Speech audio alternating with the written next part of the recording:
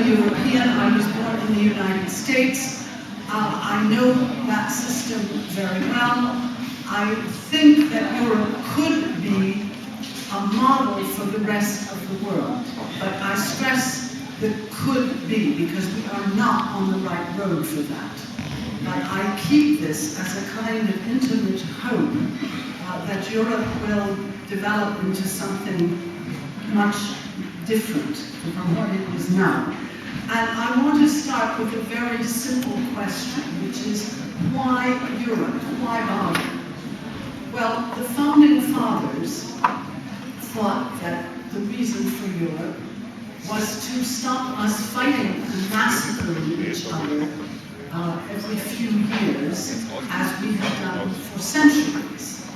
And I think this was a very good plan. The fact that many of you here don't even think about wars because you're too young. There hasn't been a war in continental Europe. The Balkans I leave to one side, but there hasn't been a war for 60 years. So most of the people here don't even have war in their consciousness. But I remember the Second World War very well, seen from the point of view of the American continent. And this was a very good project, and I believe most of us thought that after the peace project, the unity to keep us from fighting, and the economic project, that a social project and an ecological project would follow. But unfortunately, this has been completely curtailed. Now, I have proof for you that Europe is a very special place. The International Labour Organization did an enormous study, which they published a couple of years ago. It's a great thick book, very hard to get a hold of, but they did a huge study throughout the world on economic security, on all kinds of security for jobs, for workplace, for psychological security, for possibility of directing one's career. They had 7 major criteria, and they ranked 90-some countries. And I want to read you just the first 25 of those countries that were the highest ranked by the ILO survey. Out of a possible 1,000, Sweden at 977, Finland, Norway, Denmark, Netherlands, Belgium, France, Luxembourg, Germany, Canada, Ireland, Austria, Spain, Portugal, United Kingdom, Switzerland, Australia, Japan, Israel, Italy, Hungary, Slovakia, Czech Republic, New Zealand, and the United States at number 25 at 612. Now, that list, I wanted to read it to you because you could see that even Eastern Europeans, even in the early 2000s, were high enough on the scale of economic and social security to be listed in the top countries of the world, the highly performing countries. And that is because our social model was far better than that of any of the neoliberal countries, and particularly far better than that of the United States. And this is the result of popular struggles in Europe. I'm not saying that this security help happened by accident. It didn't. It happened because people struggled, because people were educated. They came out of the Enlightenment tradition. They fought for democracy. They fought for their rights. And a certain number of times they won. And the result of that was a social Europe, which is a model for the rest of the world.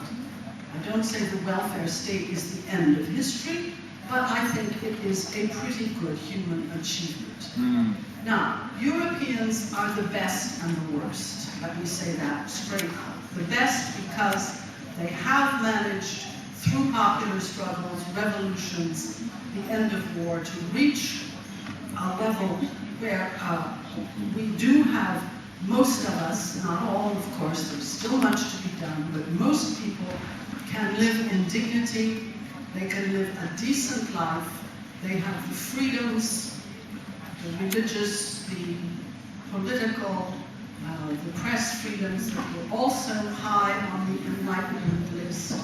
And so we have done quite a lot. The Renaissance, the Reformation, many, many cultural achievements. But of course, we're also the worst. There's probably no continent where more people have been slaughtered over racial, religious, whatever questions. We have also slaughtered each other. We colonized a good part of the world with also genocidal results in the 19th and 20th century in places like the Belgian Congo. But I think that we have still something to say to the world in spite of being the worst. We can once again be the best. And that is what I would like to encourage. However, the present structures of Europe are bent on dismantling this social project, on destroying this social project. The whole thrust of Europe is to reduce us to the level of countries like the United States and perhaps beyond, putting our workers in competition with each other and with all of the other workers in the world. They are pursuing a purely neoliberal strategy. They are doing this in a whole series of areas.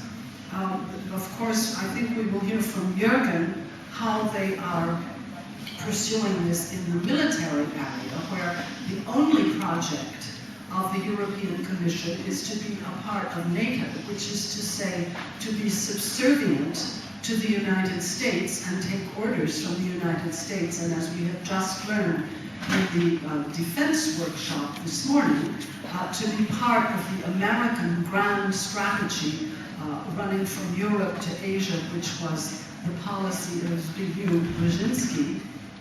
And Europe is not even attempting to have a different policy.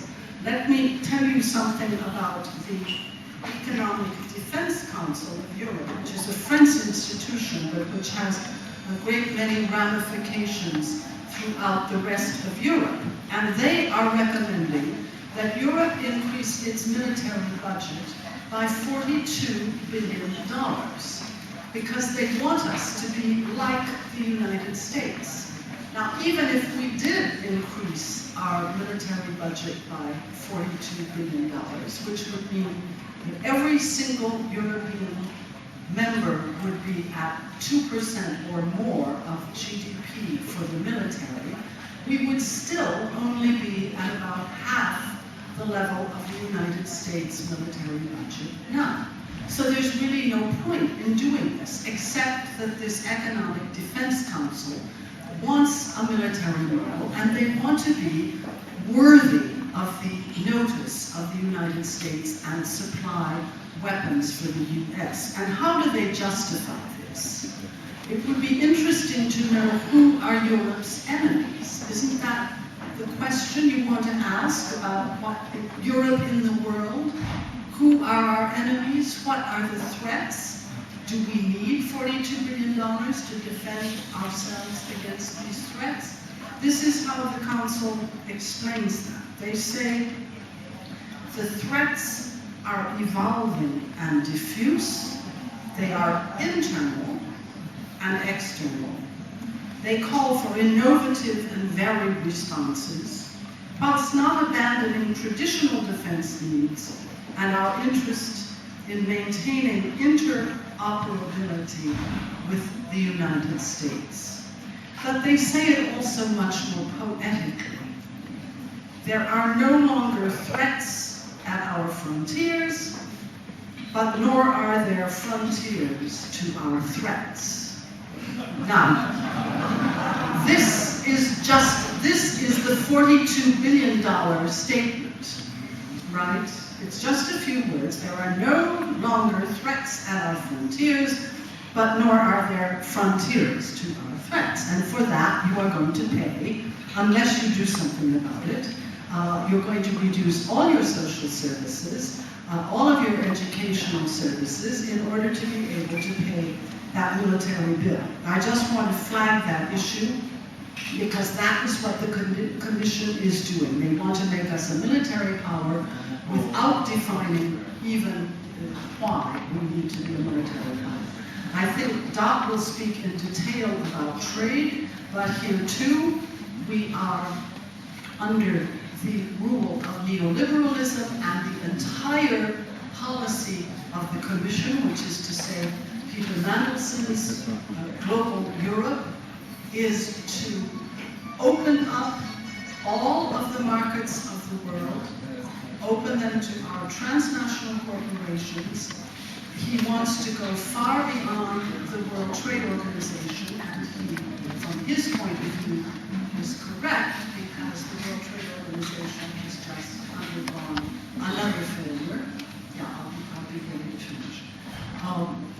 And he wants to open up all of the markets, not just to our goods, but to foreign direct investment with no brakes, no controls over investment, and to open public procurement in other countries so that our transnationals can do business wherever they want and in whatever way they want. But everything is merchandise. That is the only European project there is. Now, being a satellite of the US, being a purely neoliberal economic power with no social attributes at all, means being a pale copy of the United States. It does not mean having a genuine political personality, a genuine geopolitical influence.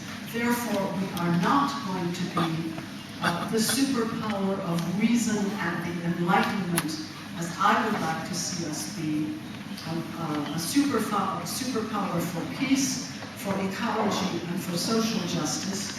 And unfortunately, the European elites are pursuing these projects even as failure of these projects becomes absolutely manifest. It is very clear that the neoliberal project is collapsing and cannot lead anywhere but to failure and inequality and greater poverty and to environmental destruction. Well, I think that Europe could be something much better. We have the education, we have the numbers, we have the money, we have the ideals, at least the people have the ideals, not the elites, and we are in a position to determine a different future in the world. But for that, we have to get ourselves out of NATO, and we have to turn around this neoliberal project towards the project that we had before of the welfare state and of inclusion for everyone, and of a completely different relationship with the South, which is not an exploitative relationship as the trade strategy is now, but one of genuine cooperation. Thank you.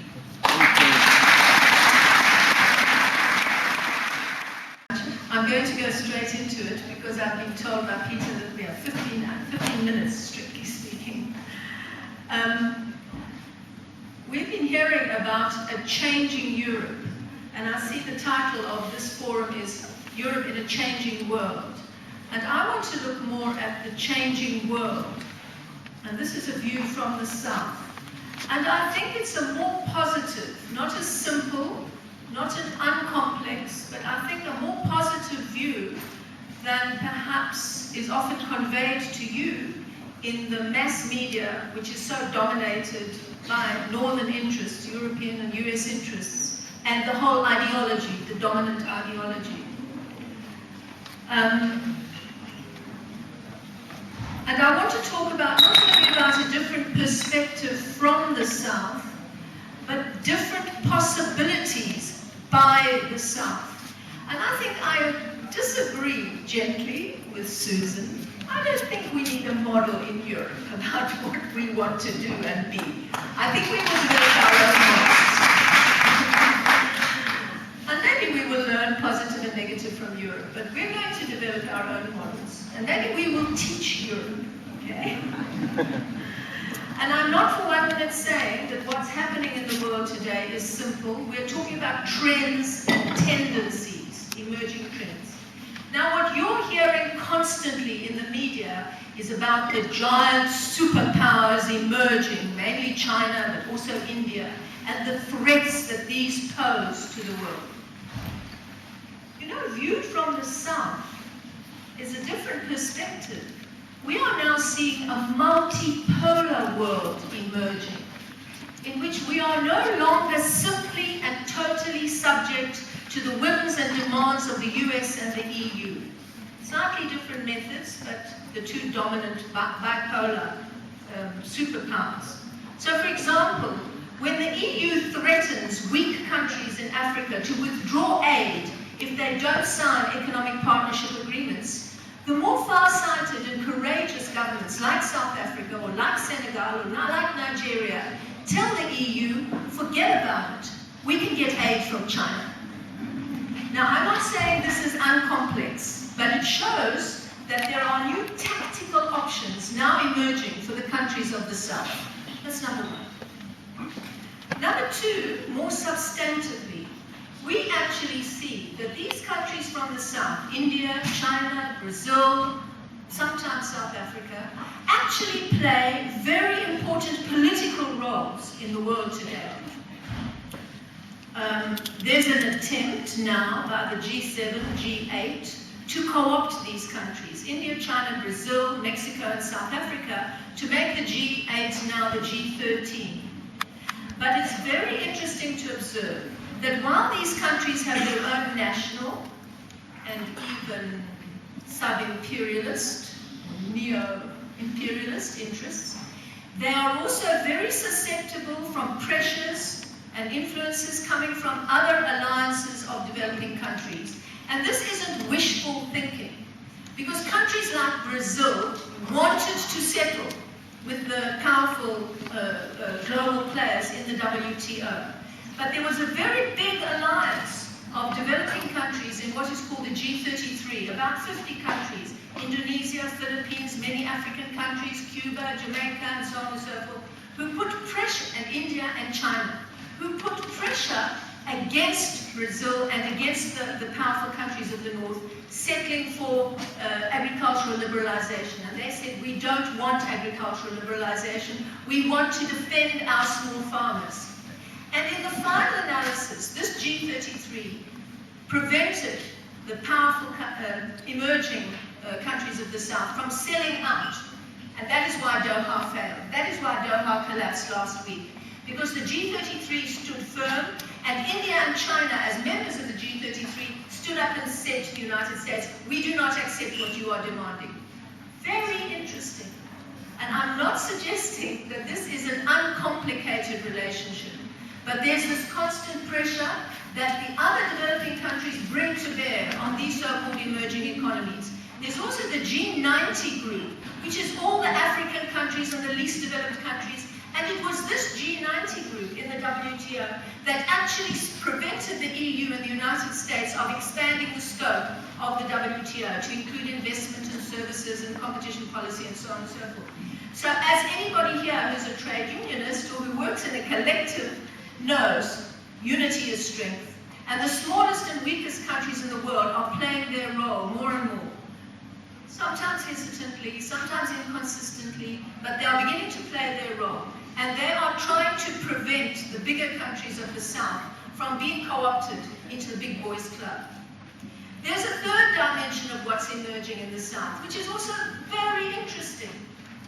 The countries of the South now have an option where they are going to trade. And they can sell their products, whether it's their timber, or their cocoa, or their coffee, or their tea, or their fruit, or their vegetables, or their minerals to other countries. They can sell to India and China and Brazil, and they are no longer so dependent on the markets of Europe. And they, not only that, they have valuable minerals that Europe needs and has always needed. Uranium and titanium and iridium and vanadium and so on and so forth comes from Africa. And Africa now has a choice where to sell its copper and its uranium. and it can sell to China and to India and to other countries. And this is what is making Europe very nervous. And not only do we have new trade options, we also have new economic cooperation options. Now this is a little bit problematic because we must be very careful not to have big Chinese companies coming in and building roads and railways and stadiums and housing complexes, which they are doing, and they are doing very efficiently, very rapidly, and much more cheaply than the Europeans. We must be very careful that they don't simply replace the Europeans with Chinese companies. We now have Indian IT companies, much cheaper and just as effective and just as high-tech as European companies. This is what is making Europe very nervous. And we have IBSA, the India-Brazil-South Africa Alliance, who are planning a new aircraft manufacturing cooperation between them, because we have the raw materials, the technology, and the skills to do exactly that. Whether it will be for the benefit of all the people of India, Brazil, and South Africa, or whether it will be to the benefit of their companies is another question. But when we think about the global balance of forces, this is a very important shift in the global balance of forces. Now, that comes to my fourth point. Which way these relationships go also depends upon us, the social movements in these countries, and we are becoming organized. Throughout the South, these positions that were adopted by the developing countries did not happen simply or easily or automatically. It required a lot of mobilization and intervention and research and engagement with the governments to keep pushing them, to keep pushing them, to keep reminding them.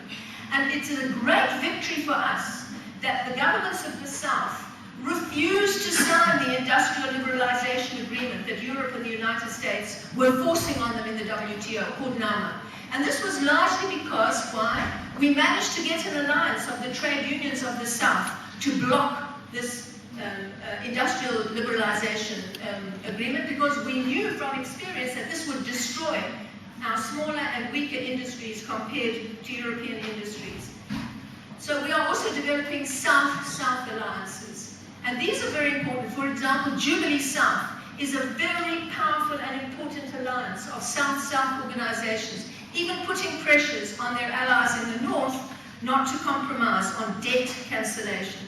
And that brings me to my fifth point, okay, which is we are not only engaging with our governments and building our social movements and building our social alliances in Africa, in Latin America, in Asia, in the Caribbean, but we are building our alliances across.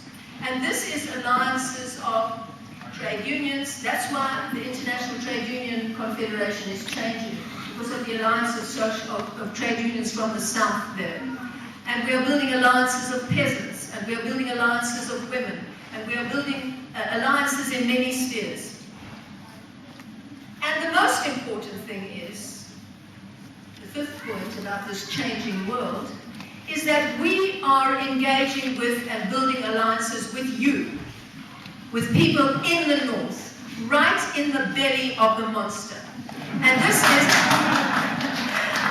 is the most important development that is now taking place. That is why I'm very happy to be able to be here and share with you and hear your opinions and hear your struggles. And what is uniting us now, and this is a very deep and qualitative shift that is taking place, very important for us. We are not only coming to you now for your solidarity and support, which you gave us in the struggles against colonialism. Some of you are old enough.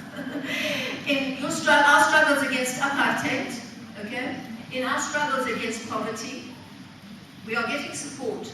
Our struggles against debt and so on. We have long had a lot of support from Europeans, and this has been very important to us, because you have much greater resources and skills and technology and time and space and security to do the kind of things, well, compared to us. Try living in Zimbabwe and you'll know about security, okay? But now, what is happening, and I'm listening to my two colleagues here from Europe, which is very important.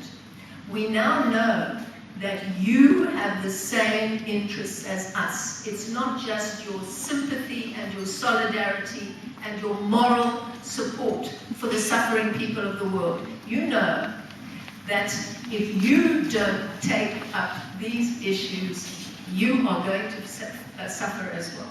And that's because this global Europe is not only a threat to us, as you've been hearing, it's a threat to the people of Europe. It's going to undermine your rights and your standard of living and your security and so on.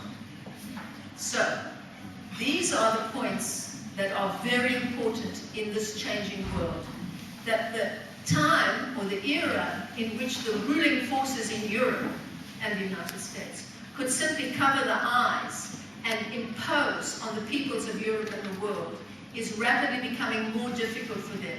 There's more information. You have real information from the people in the South about what has happened to us and what is happening to us, what privatization of our resources has done to our people and their social rights, and you are now facing the same thing about the privatization in Europe, and what trade liberalization has done in destroying jobs and destroying our capacities. You will face the same thing in Europe. But I just want to add one last thing. This solidarity between us has to be deep and qualitatively different to what has gone before, because we now live in a highly integrated, highly interdependent, and very fragile world. And we all have to make adjustments to the threats that are facing the whole world. And that's the real global threat facing all of us. My last point is this. Although I hear and I understand, I try to understand, that this global Europe that is emerging is a terrible threat to the people of Europe as well as to us, I have to add that in some ways, this is just more of the same for us. Because we have known this aggressive, exploitative, interventionist Europe for 500 years, okay? Sometimes kinder, sometimes less kind, sometimes more subtle, at other times less subtle. But it's very important that Europeans also understand that the poverty, the distortions, the dependence in Africa has been created by 5 centuries of slave trade, of colonialism, of neocolonialism, of imperialism, and these have left profound distortions and incapacities in Africa and in Caribbean and other parts of the world. And I'm not saying that there are not responsibilities within Africa. We have a lot of very incompetent and corrupt governments who are also accountable for what is happening. But the balance of power is so vastly different between this gigantic 400 million European juggernaut descending on Africa. You cannot extend the blame equally between the corrupt regimes in Africa and the corrupting transnational corporations and governments and IMF and World Bank who have impacted on Africa. So when you look at Africa, my appeal to you is, don't accept the propaganda and the myths and the superficiality of Africa being this disaster case of poverty and corruption and so on and so forth. The biggest disaster for Africa, the biggest problems facing Africa, come from Europe. Come from Europe. The most important support that you can give us is to tackle European governments, is to deal with European transnational corporations, is to expose the European media with their misrepresentation of Africa, is to deal with European universities and think tanks who support the powers within Europe. And I know it's very difficult for you, but for us, the most important support you can give us is to deal with the sources of those sources of our problems which arise in Africa. Thanks very much. In Europe. Okay, well, I'm perfectly willing, and I did recognize the colonial past of Europe very briefly, and I'm happy to recognize European responsibility. I think it continues through our policies provoking migration. Our policies close off most of the avenues that people would have to economic and social well-being in their own countries, and then when they want to migrate to Europe, we're surprised after having done everything in our power to make life impossible for them where they are.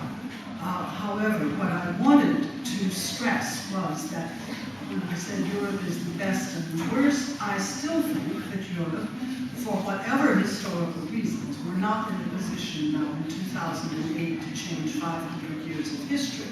But what we can do is recognize that Europe does have its attributes that could be used in a favorable way. And I'm not saying this because I want Europe to be in some sort of leadership or new pseudo-colonial or pseudo-imperialist position. This is not what I meant. I simply believe that because of the level that we have attained, and by the way, the Scandinavians, I don't think, are very responsible for colonialism.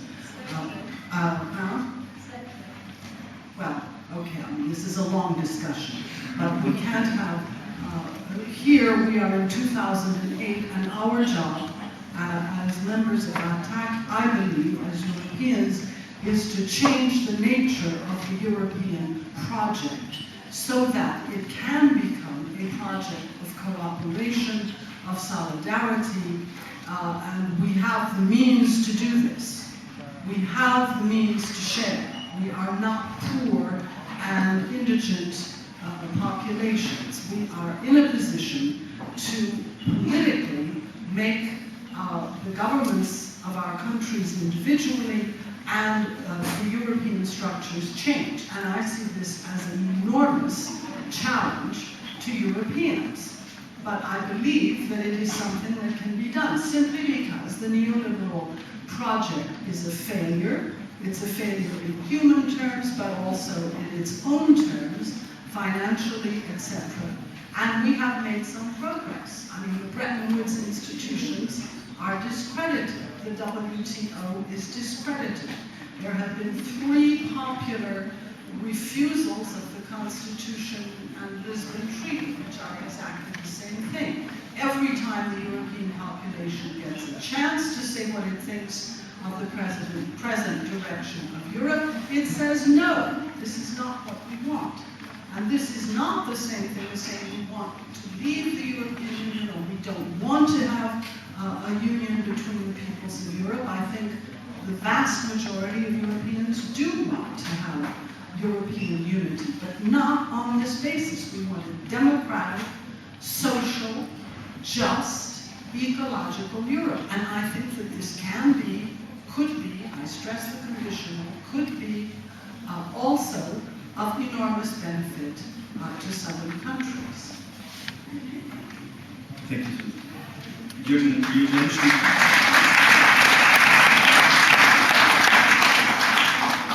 I just want to respond on this question of 500 years of colonialism.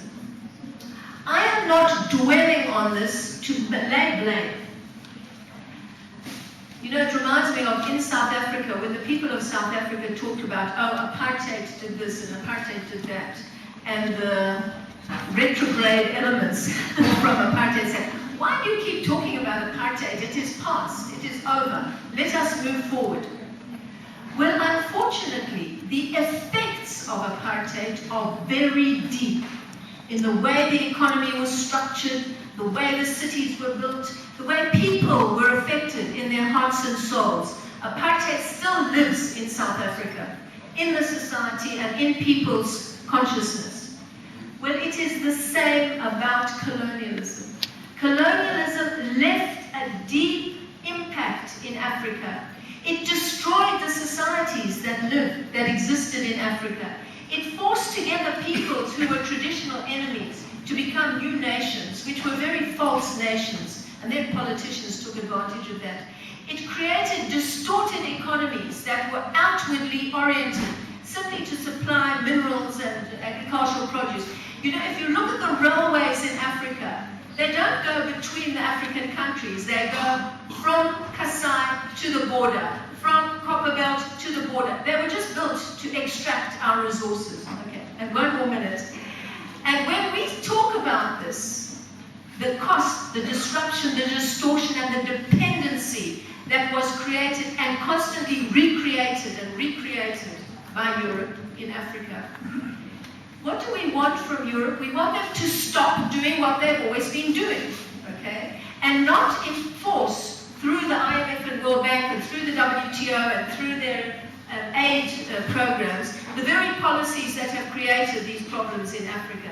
Just stop. Just stop doing that. We also want recompense. Europe's aid to Africa is not charity, it's not philanthropy. It's what Europe owes Africa from having exploited the riches of Africa from 500 years. We want reparations. And when Europe gives aid to Africa, Europe is repaying Africa what it has taken from Africa. And I hope you all agree with me on that. Thank you.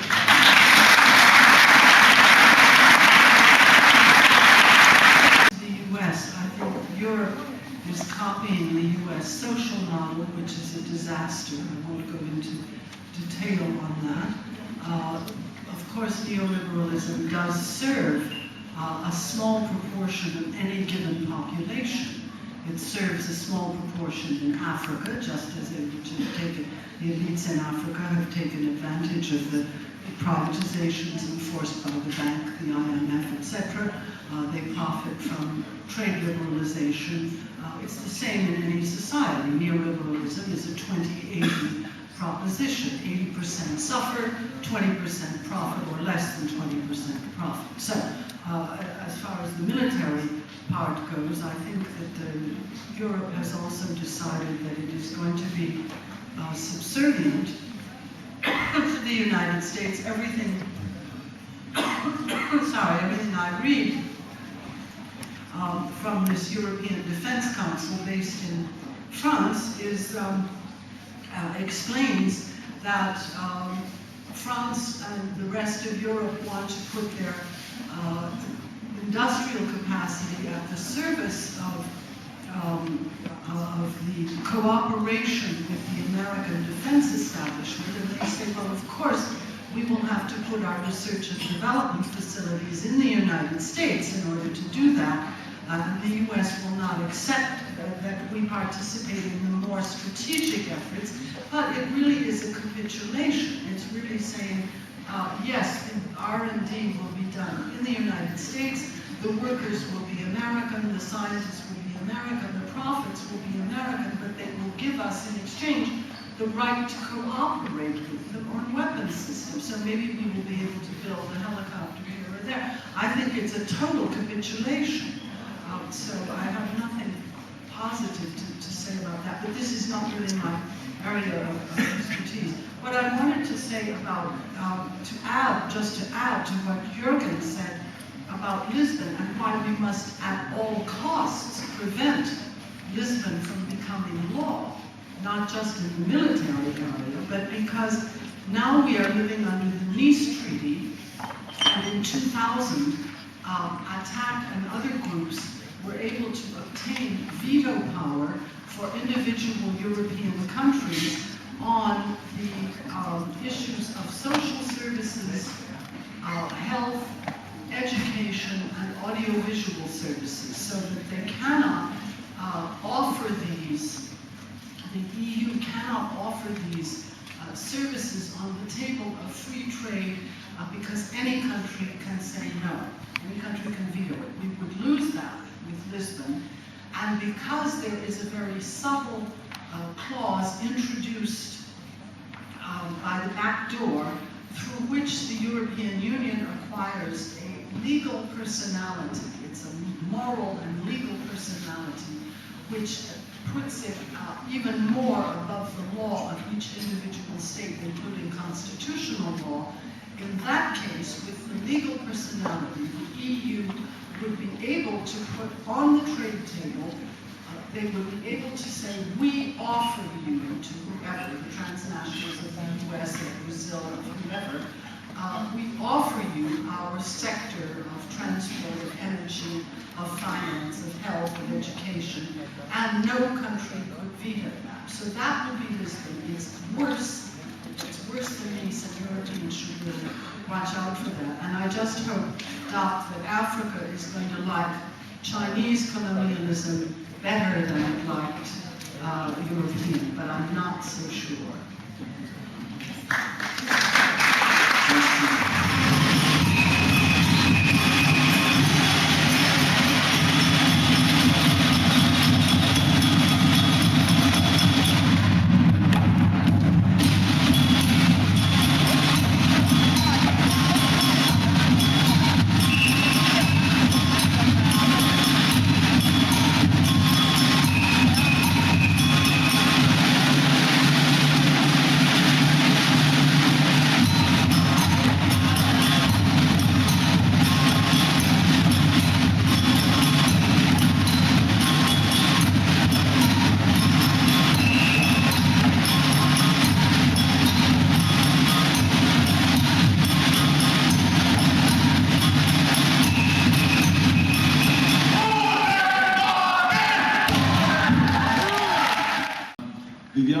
Thank you. You came with quite a few challenges in your speech now, and in a way, perhaps I will come with a few suggestions via my short contribution here.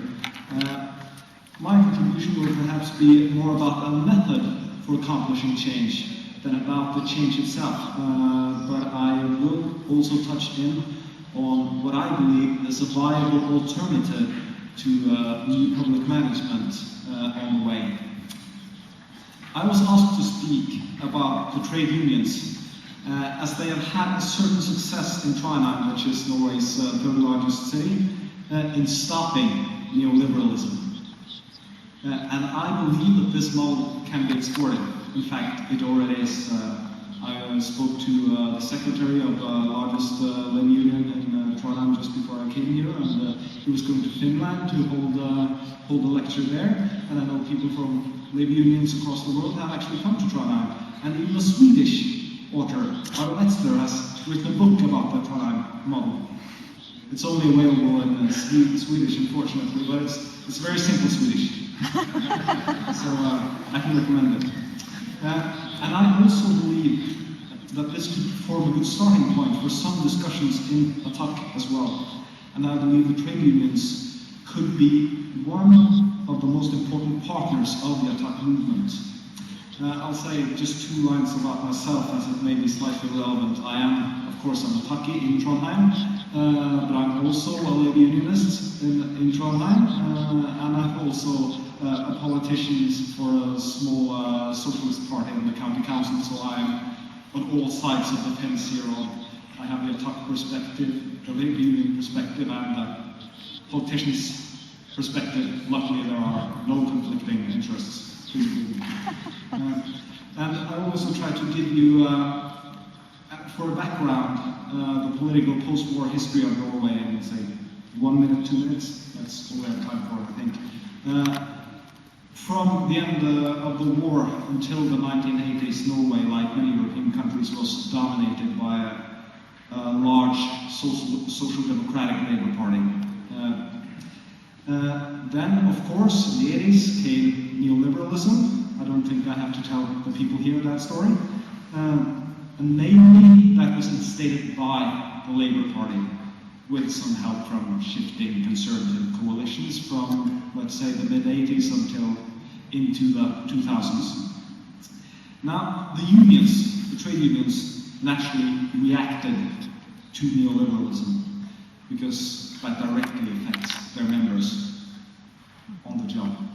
And their main point of focus initially was privatization, which worked to undermine workers' rights, which had been fought for many years. So during the latter half of the 90s, the Trondheim Conference, which has left oppositional roots in trade unions in Norway, but has grown now to be the second largest labor congress in Norway, was an important workshop to work out a manifesto against privatization. Now this manifesto overcame what has, at least in Norway, been a traditional boundary between the public and the private sector unions, by a common understanding that privatization in the public sector was similar to outsourcing in the private sector. And in a way that was the starting point, creating a political basis for change. And now I'm going to go into the strategy, what I like to call, and men like to call, the Trondheim model. And I've tried to compress it into 6 points. What has the labor unions in Trondheim done to turn things about? Point 1, be an independent political force. Traditionally in Norway, the labor unions have been working politically by giving financial support to the Social Democratic Party. This has continued, although the bonds between the party and the unions have been loosened, and there has been an increasing unrest in large parts of the labor unions with the political development of the Labour Party from the 80s throughout the 90s. The labor unions in Trondheim sought to change this by applying the following principles. No money for the political parties. Spend everything on the union's own political campaign. Make demands to the parties and support the parties who support your demands. Be concrete in your demands. Use yes/no question that you pose to the parties, and then they can have an option of additional remarks. And thus, leaflets were made. Now I have a huge bunch of them here, so if you want to look at them, they're in Norwegian, of course, but this was simple Swedish, this is quite simple Norwegian, so, and the picture is quite good. So, that was point 1. Point 2, build alliances. In Norway, as in most countries, we have several different unions. One important task has been to bring as many of these different unions together as possible to get the full width of the labor unions backing these demands. Also, as I mentioned earlier, bridging the gaps between public and private sector unions has been very important. The strength in unity, of course. And this is a place where I think there is an important job for Attac. I believe that Attac can have an important role in widening the perspective beyond the labor movement and be the glue between the unions and the NGOs, the solidarity, environmental organizations, and so on, you know, the old Teamsters and Turtles thing from Seattle. In Norway, we partially managed this in the 2005 elections, where we made coalitions between Attac and the unions and other organizations in Oslo, Bergen, and Trondheim, the 3 largest cities. I was the coordinator for this work in Trondheim, and in my experience, this is not a thing the unions themselves will take the initiative to. And in Trondheim, this also was a parallel action to the one that the unions had. I have some leaflets from that here as well. If you're interested later, you can have some. So I'd say we're halfway there, perhaps, but we have still got a bit to go. And I'm sure there will be local differences in who could be viable partners in such coalitions in different countries. So that was point 2. Point 3, be on the offense. And this perhaps goes into something you were talking about. Because for a long time, at least in Norway, it has felt like we're always fighting to defend what we have. Fighting, okay, let's make sure it doesn't get even worse, and even worse, and even worse. And never for offensive goals. And I mean, the unions and the NGOs have been on the defense. One of the most central aspects of the Trondheim model is therefore to make demands that shows it is possible to go forward, not just backing up a little more slowly.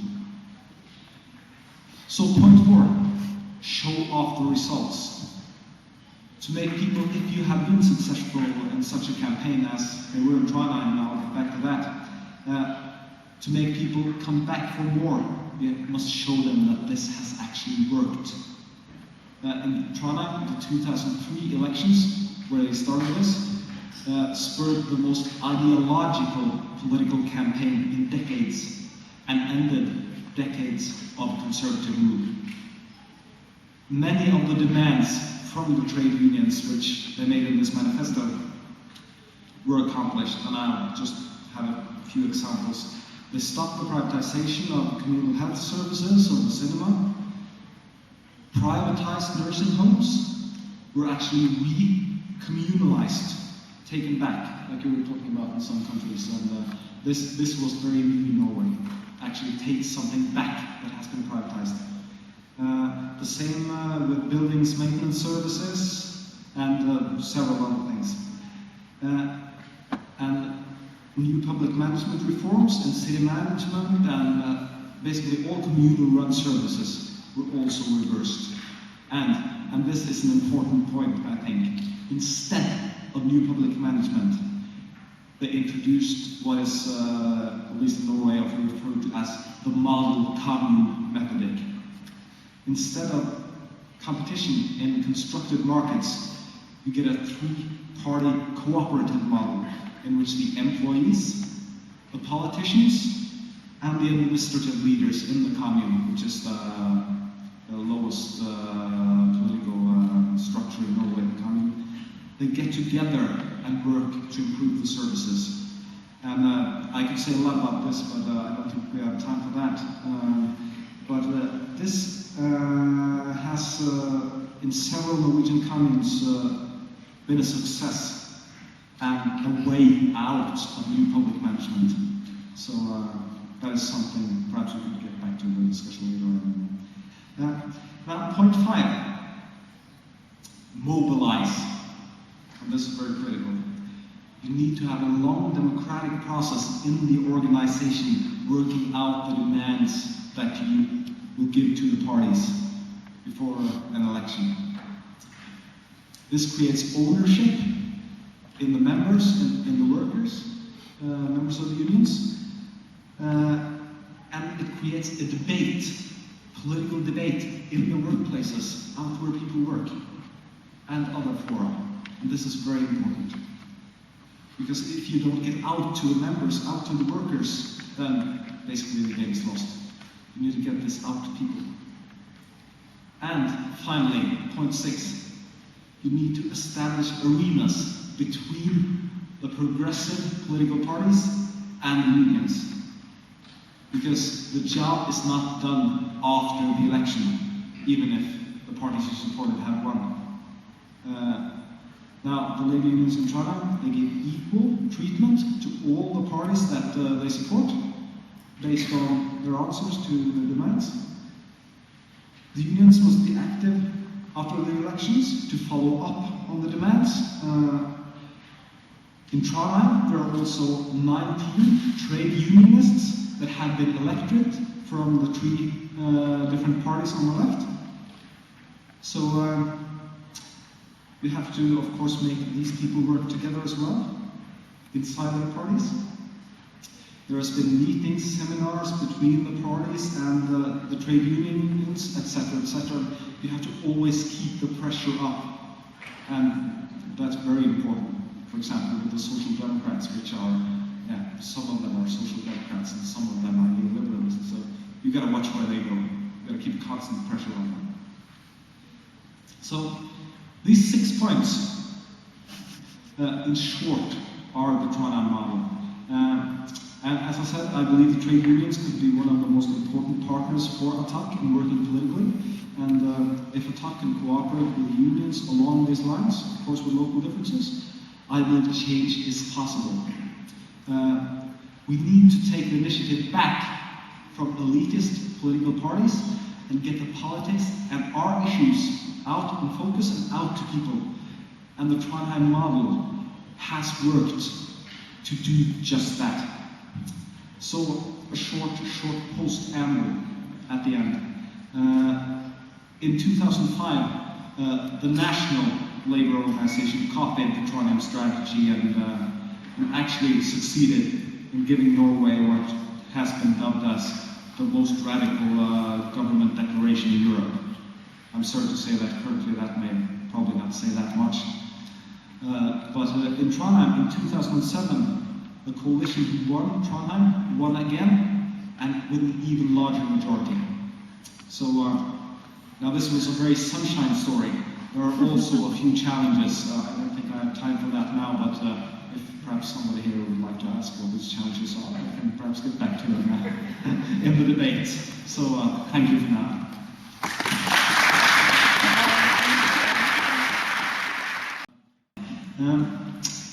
Of course, there are a lot of nuances regarding the labor unions. Differences from country to country and even within countries and between different labor unions in the same countries. And of course, we have labor unions which are, well, what we know in perhaps other countries as well, called yellow labor unions, which are unions that are basically on the side of the owners, not of the workers and the population. This exists, of course. On the other hand, there are also sometimes different interests between labor unions and perhaps Attac or other NGOs that can be overcome, and between unions that can be overcome, as I mentioned, between the public and private sector in Norway. So there are different aspects here, and regarding to which degree this Trondheim model can be exported to other countries when there are large differences to what kind of labor union you have in these countries, how powerful they are, and such. I would say that this model isn't viable only for labor unions. There can be other alliances as well, with other NGOs, with different kinds of perhaps environmental organization. I mean the model itself is viable, even if it's not used by labor unions. But still, I believe the labor unions, they have one advantage. In my experience, people, perhaps not people here, but ordinary people that are not as politically engaged, they are most critical to neoliberalism in areas where they feel that they come in direct personal contact with it, and very often that is on the workplace. So therefore, the labor unions very often have a good starting point there. That is where many people feel neoliberalism.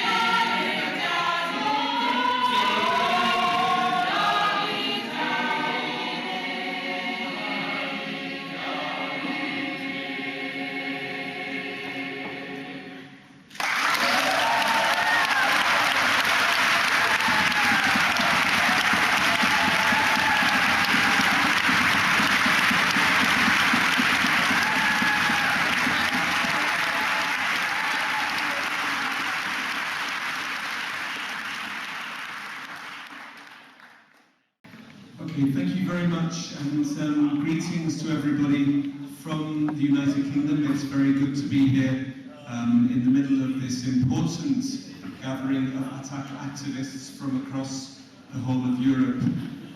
I work, as Alexandra says, I'm the director of a British non-governmental organisation called War on Want, which has been central in the struggle of the globalisation movement, both in the UK and in solidarity with workers and small farmers across the rest of the world. And I have worked personally for the last 12 years on the European Union's trade strategy and its relations with the rest of the world. And it's from that basis I want to give you a short introduction to the current state of the global Europe, as it's called, the European relations with the rest of the world. And I think it's important to start with the recognition that these relations have been developed purely in the interest of transnational capital. When we ask what has been the founding principles behind the European relations and the European trade strategy for the rest of the world, it is precisely in order to serve the interests of capital. And we know that the strategy has been formulated together with the major European companies and also for the major European companies. But the key difference at the moment is which channels they're going to use to see this type of strategy come true. And we're meeting here this week, as Alexandra said, we're meeting in the shadow of a great and important event, the collapse of the multilateral trade talks at the World Trade Organization in Geneva just last week is a profound moment for us, and it's a moment which we need to celebrate. On at least 3 levels we need to celebrate this. The first is because it sees an end to the immediate threat which the WTO poses to common people around the world, whether it be workers or peasants movements or fisher folk or just people who have access to public services. It's extremely important that the WTO talks have not succeeded because they threatened to cause great job losses, to open up public services for privatization, and to destroy the possibility of development for many, many countries around the world. That's the first reason we should celebrate the collapse of the WTO talks. The second reason is on more of a symbolic level. The WTO creates the rules for the global economy.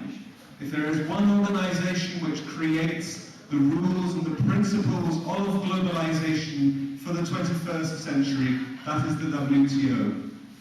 And the fact that it has failed to push through this deal, this set of negotiations in the interests of transnational capital is extremely important on the political level, because it shows that the gradual pressure against the free trade neoliberal model of globalization, which we have already seen in many countries of Latin America and in Asia and in Africa, that process of resistance continues.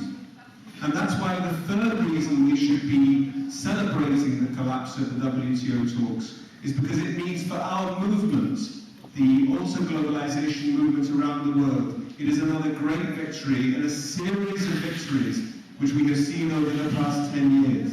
And I think that should give us a great sense of courage going forward and meeting the new challenges and the new face of this struggle against transnational capital and against the European Union's trade policy. Because, yes, the European Union wanted to achieve its objectives in terms of trade policy through the multilateral channel.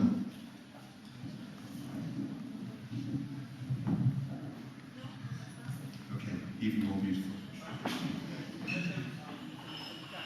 The European Union, first of all, wanted to try to achieve its objectives through the multilateral channels of the World Trade Organization in Geneva. They know that that way they can get maximum purchase, maximum impact. But now what they have also done, as you have heard, is they've introduced a new strategy called Global Europe for opening up the markets of developing countries on a bilateral basis. So even if the WTO talks have not gone anywhere, there is now this strong and aggressive agenda of the European Union to push forward the interests of capital through the bilateral route. And that poses new challenges to us as a movement of resistance. Firstly, it's important to recognize that this new strategy is born of failure. They've introduced a strategy to go through the bilateral channels of bilateral negotiations with India, with China, with the Andean nations, Central America, ASEAN. They've introduced this strategy because they failed at the WTO. Even before last week, they have failed to get what they wanted at the WTO. They failed to get the expansion of the WTO agenda. They failed to get the services outcomes they wanted. They failed in many other aspects too. So what they have said in the new Global Europe agenda for bilateral talks, firstly, we must force open the markets of developing countries for the benefit of European transnational companies going into those markets. And that means both in the industrial sector, it also means the services sector. As we know, the European economy is 75% made up of services. 75% of all jobs in the European Union are in the services sector, and yet only 25% of world trade is in services. So the European Union has targeted this as a very important area where it wants to open up new markets for the benefits of its companies.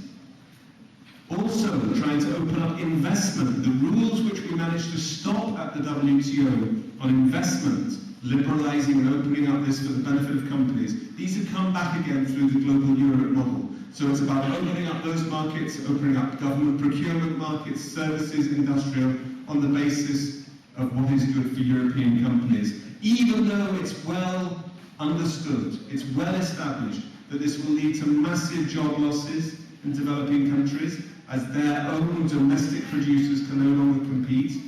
And it will lead also to the collapse of public services and the loss of government finance. We know the problems it will cause in developing countries, and yet the European Union continues to press ahead with this damaging, aggressive agenda.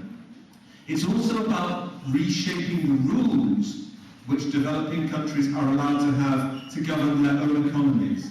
So it's not just about the tariff barriers and the border controls on trade, it's reaching inside into the domestic workings of the developing countries themselves to make their workings more to the benefit of transnational capital.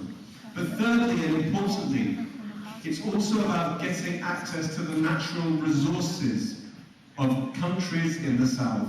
So it's like a recreation of the imperial colonial dream of the European states, that we in Europe should be able to have first priority access to the resources of developing countries, whether that be the energy resources of oil and gas. Why is the European Union, for example, why is it opening up relations with Iraq? Precisely in order to be able to gain the benefits of the war and the occupation of Iraq against the Iraqi people. But also for minerals in Africa through the economic partnership agreements, the EPAs, which you have heard about already. The European Union is quite clear that it wants to gain access to the minerals and the other resources of Africa so that they can be used for the benefit of European business, just as they were in the imperial times which we know about before. All of these things are about other countries, but there is also a parallel agenda for what will happen within the European Union. Bruno is going to talk about this more later, but we need to be absolutely clear that the European Union's attack on developing countries is in parallel with an attack upon the social model within Europe itself. And Peter Mandelson, the European Trade Commissioner, has said explicitly that this is an attack on the European social model to try to take the European Union and convert it into the USA. All of the model, the social standards, the labour standards, the environmental standards, which we have struggled for many decades to achieve, these are precisely what will be thrown out in order to make us more like the USA and to make the European Union a better place for transnational capital, for big business to be able to function. I'm going to wind up there with one final thing to say. We have won a massive victory in stopping the WTO talks. Stopping the WTO talks is a great victory on the multilateral level, and we now need to convert that same struggle to face the bilateral negotiations with each one of these developing countries and the threat to the EU itself. We have already been working on the strategy to keep that struggle going, and for those of you who are here tomorrow morning, it would be very good to see you at the workshop, which will continue to focus on this strategy and come up with new ideas. It's in the building C52 and room 114 from 10:15 tomorrow morning. We have already won great victories, and we can already win many more great victories, but we now need to go out from here and build the mobilizations to make that happen. But we can indeed make it happen, and I'm sure that we will in the coming months. Thank you.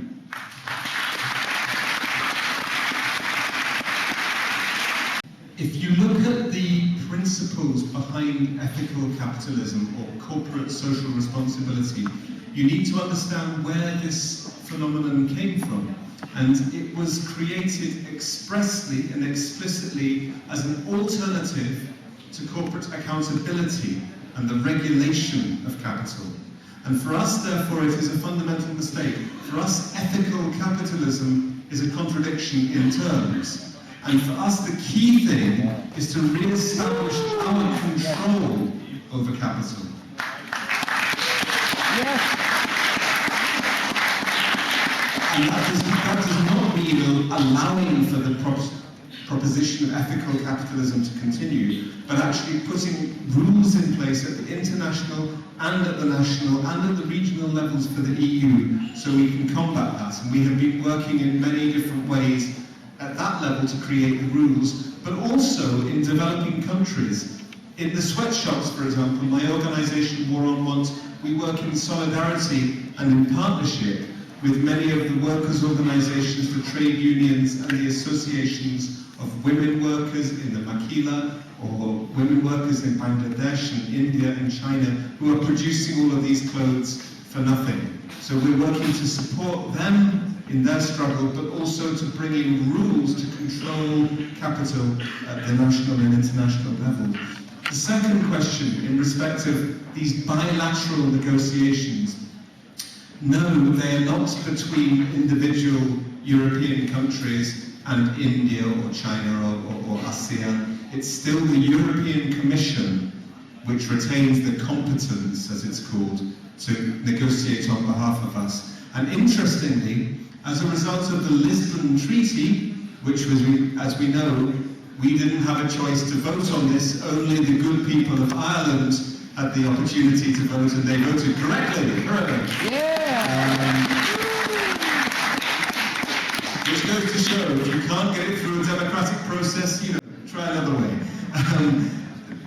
That was also saying in the Lisbon Treaty that there will be more power given to the European Commission.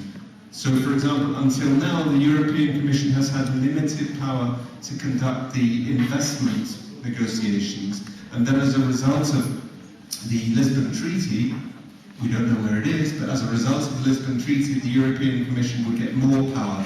However, that's really, we need to recognise it's still important for us to be campaigning against the position of our national governments, because the national governments have adopted the Global Europe strategy. Yes, it was proposed by the European Commission in consultation with the multinational companies, but it is our governments which have signed it. They are the ones who have agreed this. So it is ours. It is the Austrian policy, it's the British policy, it's the French policy, it's the German policy. It's not just the policy of this Prince of Darkness, Peter Mandelson, as we used to call him. The third thing I want to say is in terms of this broader issue about the struggles. And this is where we can be confident, because, as we have heard, the Global Europe strategy is not just an attack on workers and peasants and others in developing countries. It is a direct attack on people in Europe. The European Commission has calculated that we will lose hundreds of thousands of jobs in Europe as a result of the Global Europe strategy, which is why it has created this new adjustment fund. So if you lose your job, you might get a little bit of money for a bit. Great. So they've said there's going to be that problem. Also, they have said that there will be problems in the harmonization of standards.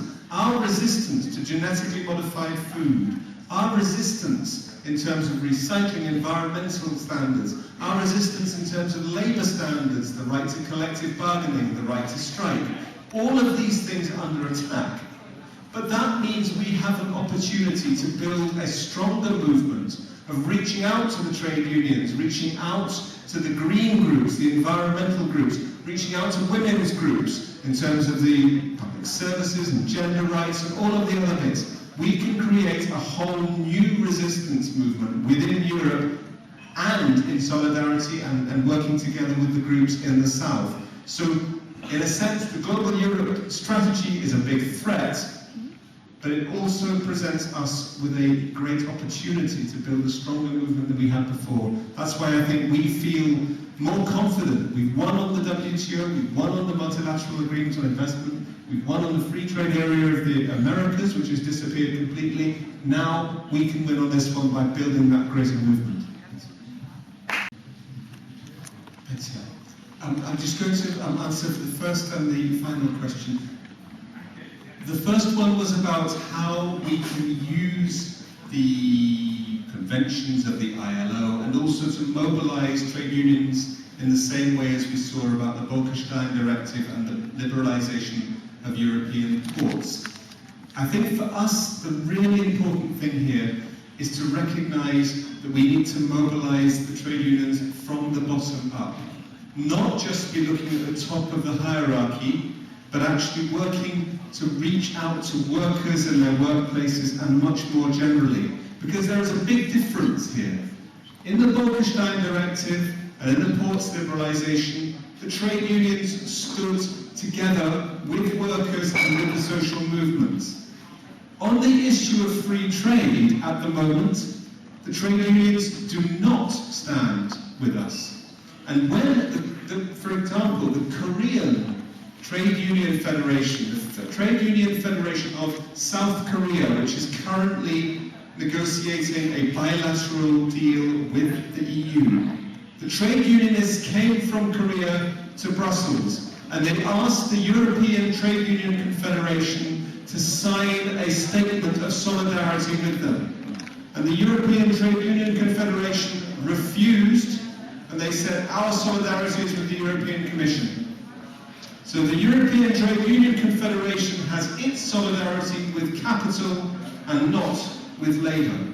So we have a long way to go to build this alternative trade union structure using the structures we have in each of our countries to raise awareness and to mobilise the workers to challenge the trade union hierarchy at the centre of Europe. And one way, as the gentleman at the end said, one way is to use the media. I think this is very important. We in the UK have tried to do this a lot. For example, last week, when the WTO talks started, and it looked as if maybe they would come to a result, a successful conclusion for them, we were able to go straight to the BBC, and on the BBC website, which is seen by 100 million people every month or something like that, across the world, we were able to say this will be a disaster if it comes through.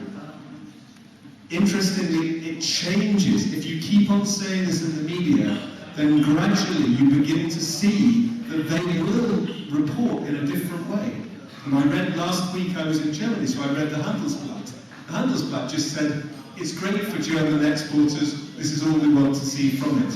In the UK now, Peter Mandelson, if he writes in our newspaper, he has to say, it won't just be good for us, it will be good for developing countries, it will be good for workers in the south. And that makes him vulnerable, because we can then say, if you look at the statistics, if you look at the evidence, it will be very bad for them. So it is possible, and I think you're absolutely right, you need to have that as part of any strategy to go forward.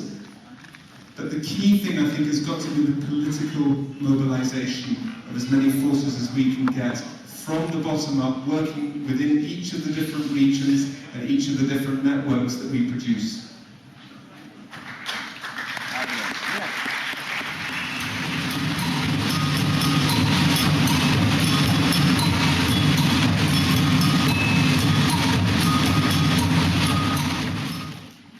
Yes, I think if we think about where we stand with our movement and what are the key tendencies in the globalization process we are faced with, then I would say we can see that there are 5 big evils of capitalist globalization.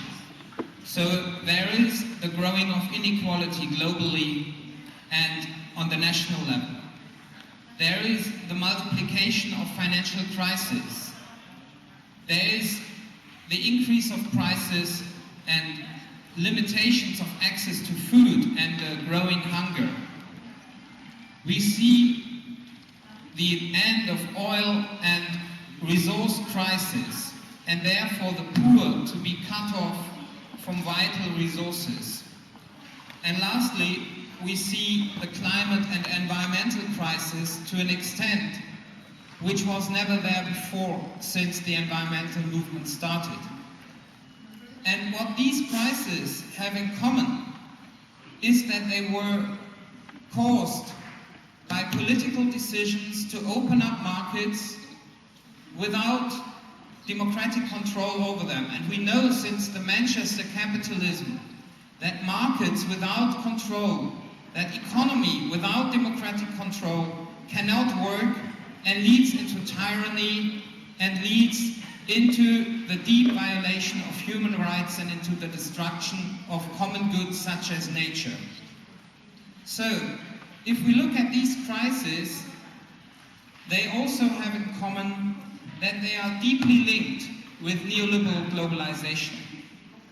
But what's interesting about them is that in comparison to the Asian crisis, which triggered the foundation of Attac, there are some crises which are quite different.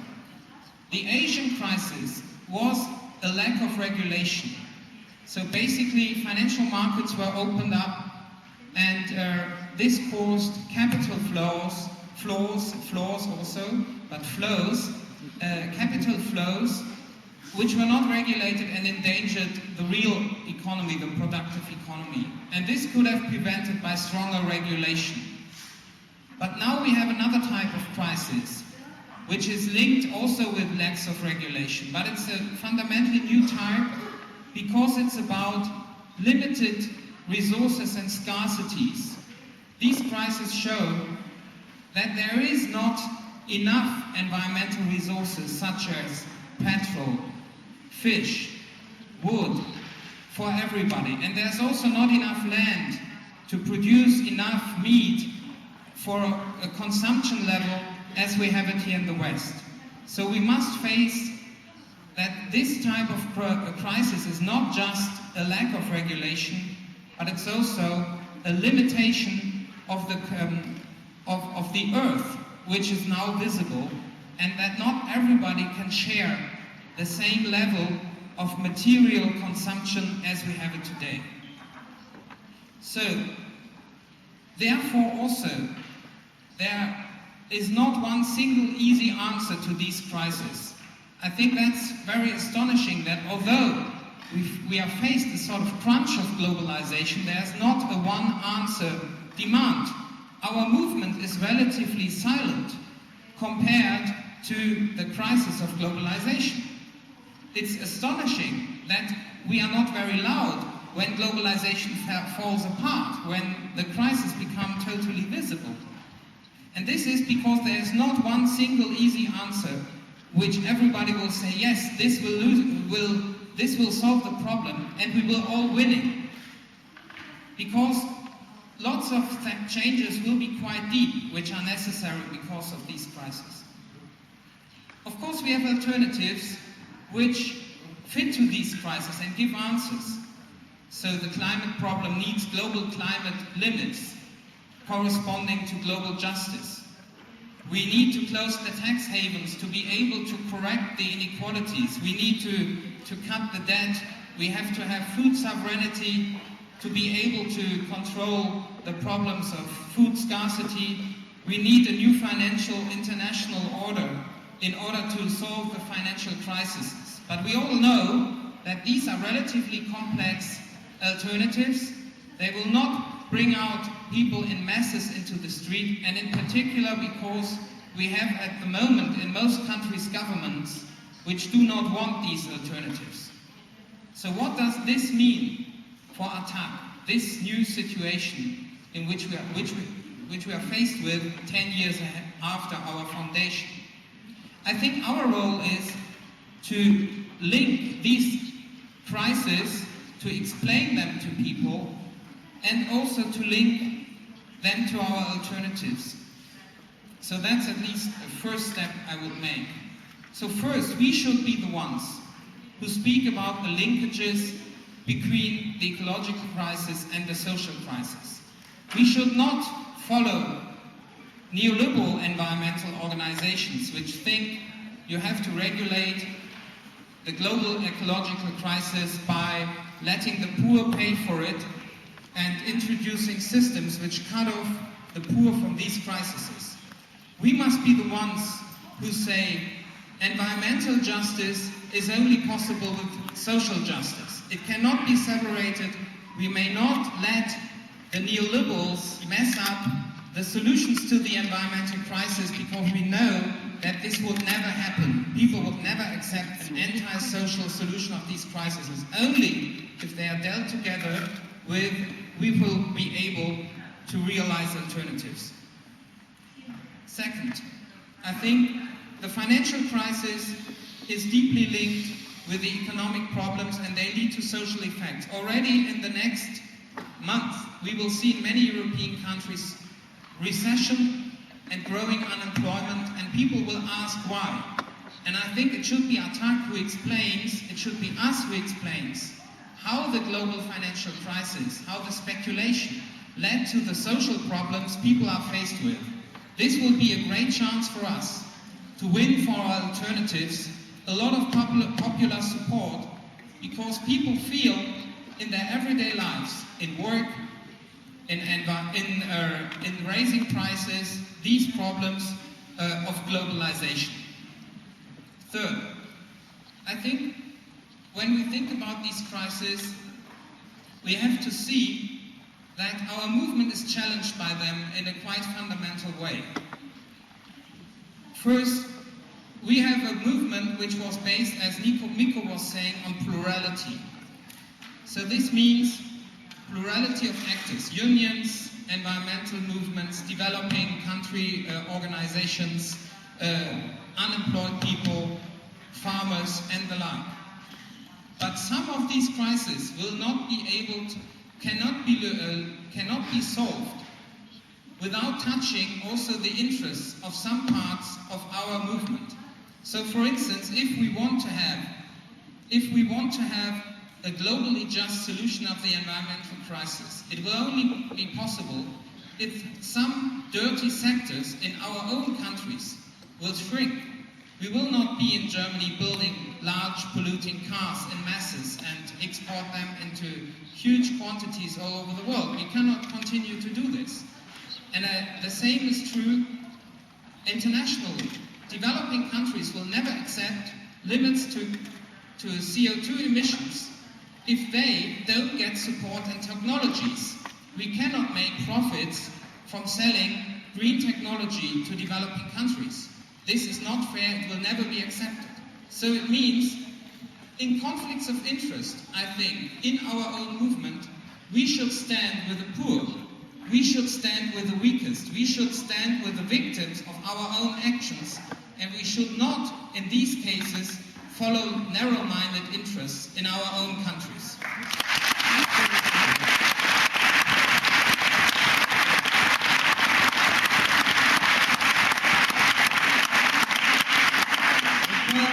Beyond that we present our alternatives, there are other people around. I think they are very dangerous, because these big global crises, if they cannot be solved on the national level anymore, and this is exactly the case, and there's an unwillingness of governments to solve them on the international level, then of course the big danger is that governments, because they feel the limiting legitimacy on the national level, because governments are elected to solve problems, but if they don't, there's a big danger that they will turn that into authoritarian solutions. Authoritarian solutions could be large-scale risk technologies such as nuclear energy, genetically modified organisms for biomass production, such as global planetary management in order to solve the crisis of climate. And I think we should clearly stand for alternatives to solve these problems beyond these high-risk, centrally administered technologies. We should clearly stand for technologies which are adapted to environmental sustainability and to decentralized distribution of power. We should not follow these sort of technologies which are dangerous to everybody and which are a wrong solution to green and social crises in the world.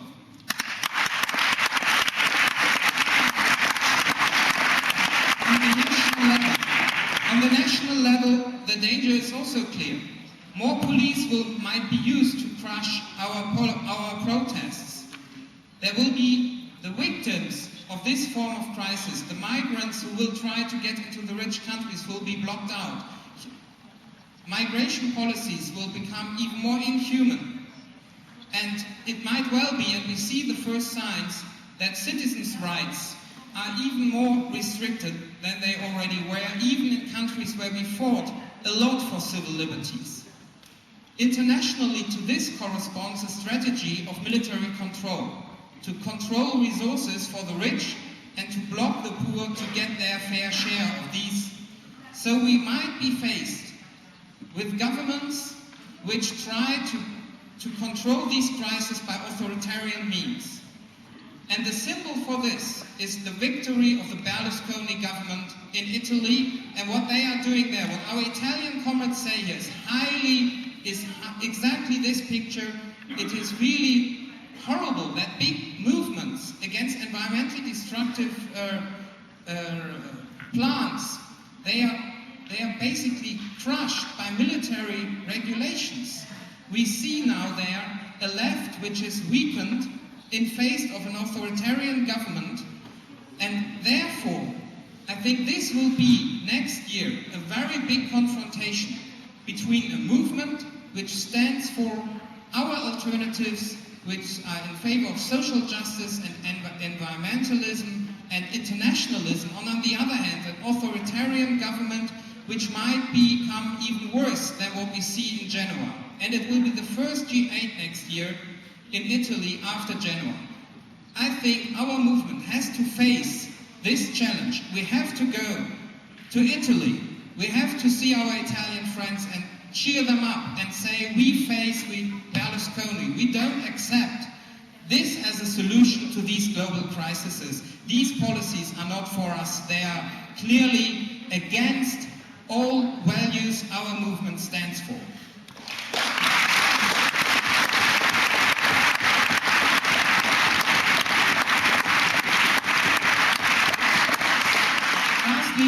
I think there's also another point why the typical Attac alternatives don't manage at the moment to bring people into the streets and cheer them up faced with these crises. And we realize a lot in Germany, and we heard that from many colleagues here.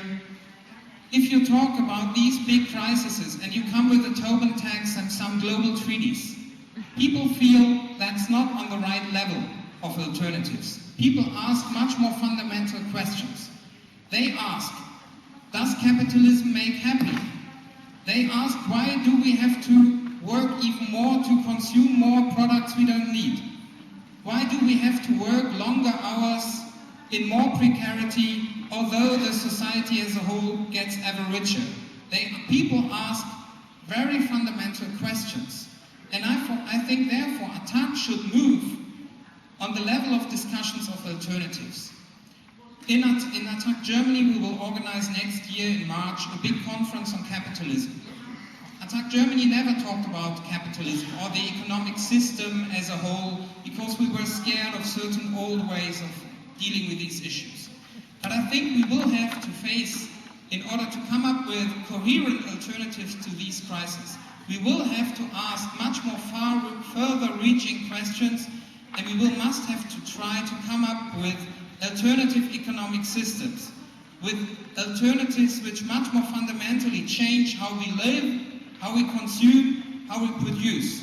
And many young people expect exactly these sort of questions, and they want answers from us, and they want a space to discuss about this. And I think it's Attac, it's our movement, which has to make this step to offer these spaces.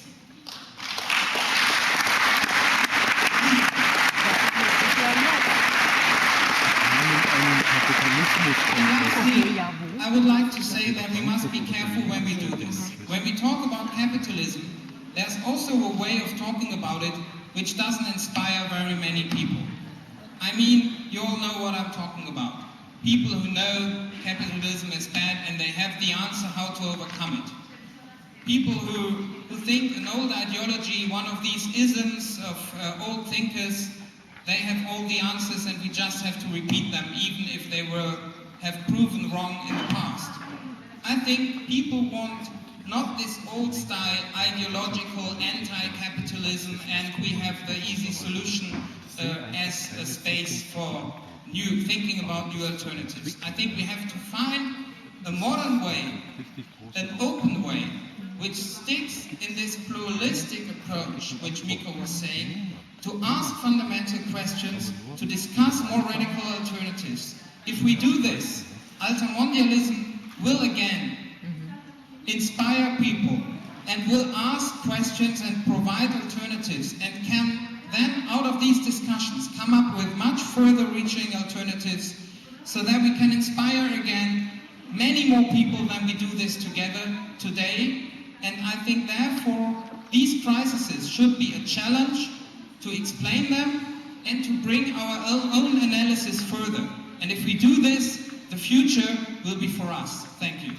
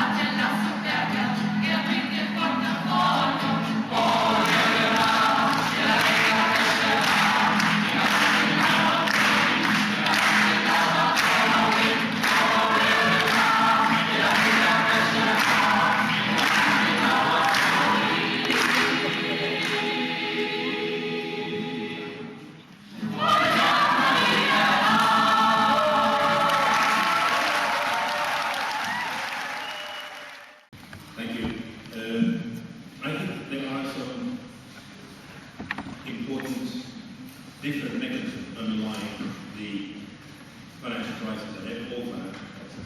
And Group 23, some with obvious effects from 2000 BC, various effects and Minsky effect. And I'll try to explain how these theoretical effects work together. And I'm of the opinion that there is nothing more practical than a good theory, so I'm in favor of using theory in your, I think, very sensible and very good initiative. I'm very much applauding. This website that the Canada put up there, because there is a bibliography of about 45 pages on the relationship between financial capitalism and production capitalism, which is an old theme. So this is bibliography there, it's 10 years old, but most of the stuff in the bibliography is before World War II. But there are a lot of things to be rediscovered here, and if you're interested, I would urge you to look into that. In German, economists used to have a saying until about 1920. They used to put on the title, Die Wahrheit war schon längst gefunden, hat edle Meisterschaft verbunden. the alte Wahrheit, was es an. You know, I think there is something here on financial crisis. There's all truth that you can actually use. Theoretically, I think it's very important to separate two things. You have to separate the real economy, what Schumpeter used to call the Güterwelt, which is the world of production and services. It's very messy, all the things, all thinkable products and services. And then, on the other side, you have the financial economy, the Rechenpfennige. You know, the Rechenpfennige is like tokens, accounting units. But I think the important thing to understand with financial crisis is that sometimes the accounting units take over and kill the real economy. And this is Keet's successor in Cambridge, Giegold, who wrote The Veil of Money in 1949, and he explains this, I think, pretty well. Normally, money is a wrapper in which goods come. Money is a garment draped around the body of the crocodile, etc. And then suddenly, in times of crisis, money, the passive veil, takes on the appearance of an evil genius. The garment becomes a necessary shirt, the wrapper a thing liable to explode. Money, in short, after being little or nothing, it was now everything. Now, this is the cycles.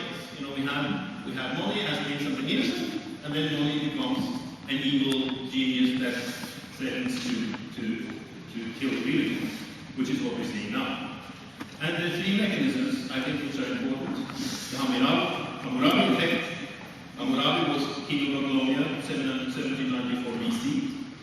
This is the effect of compound interest. Then the Paris effect, the technological revolution that created financial bubbles. And then it's finally the Minsky effect from US economist Hyman Minsky, who was born in Chicago. And that proves that not only bad things come out of Chicago, which explains the turning point. So Hammurabi gives us an underlying problem which is there all the time. Paris explains why things go upwards, and Minsky explains us when the turning point comes, what causes the turning point. When bad projects kill good projects.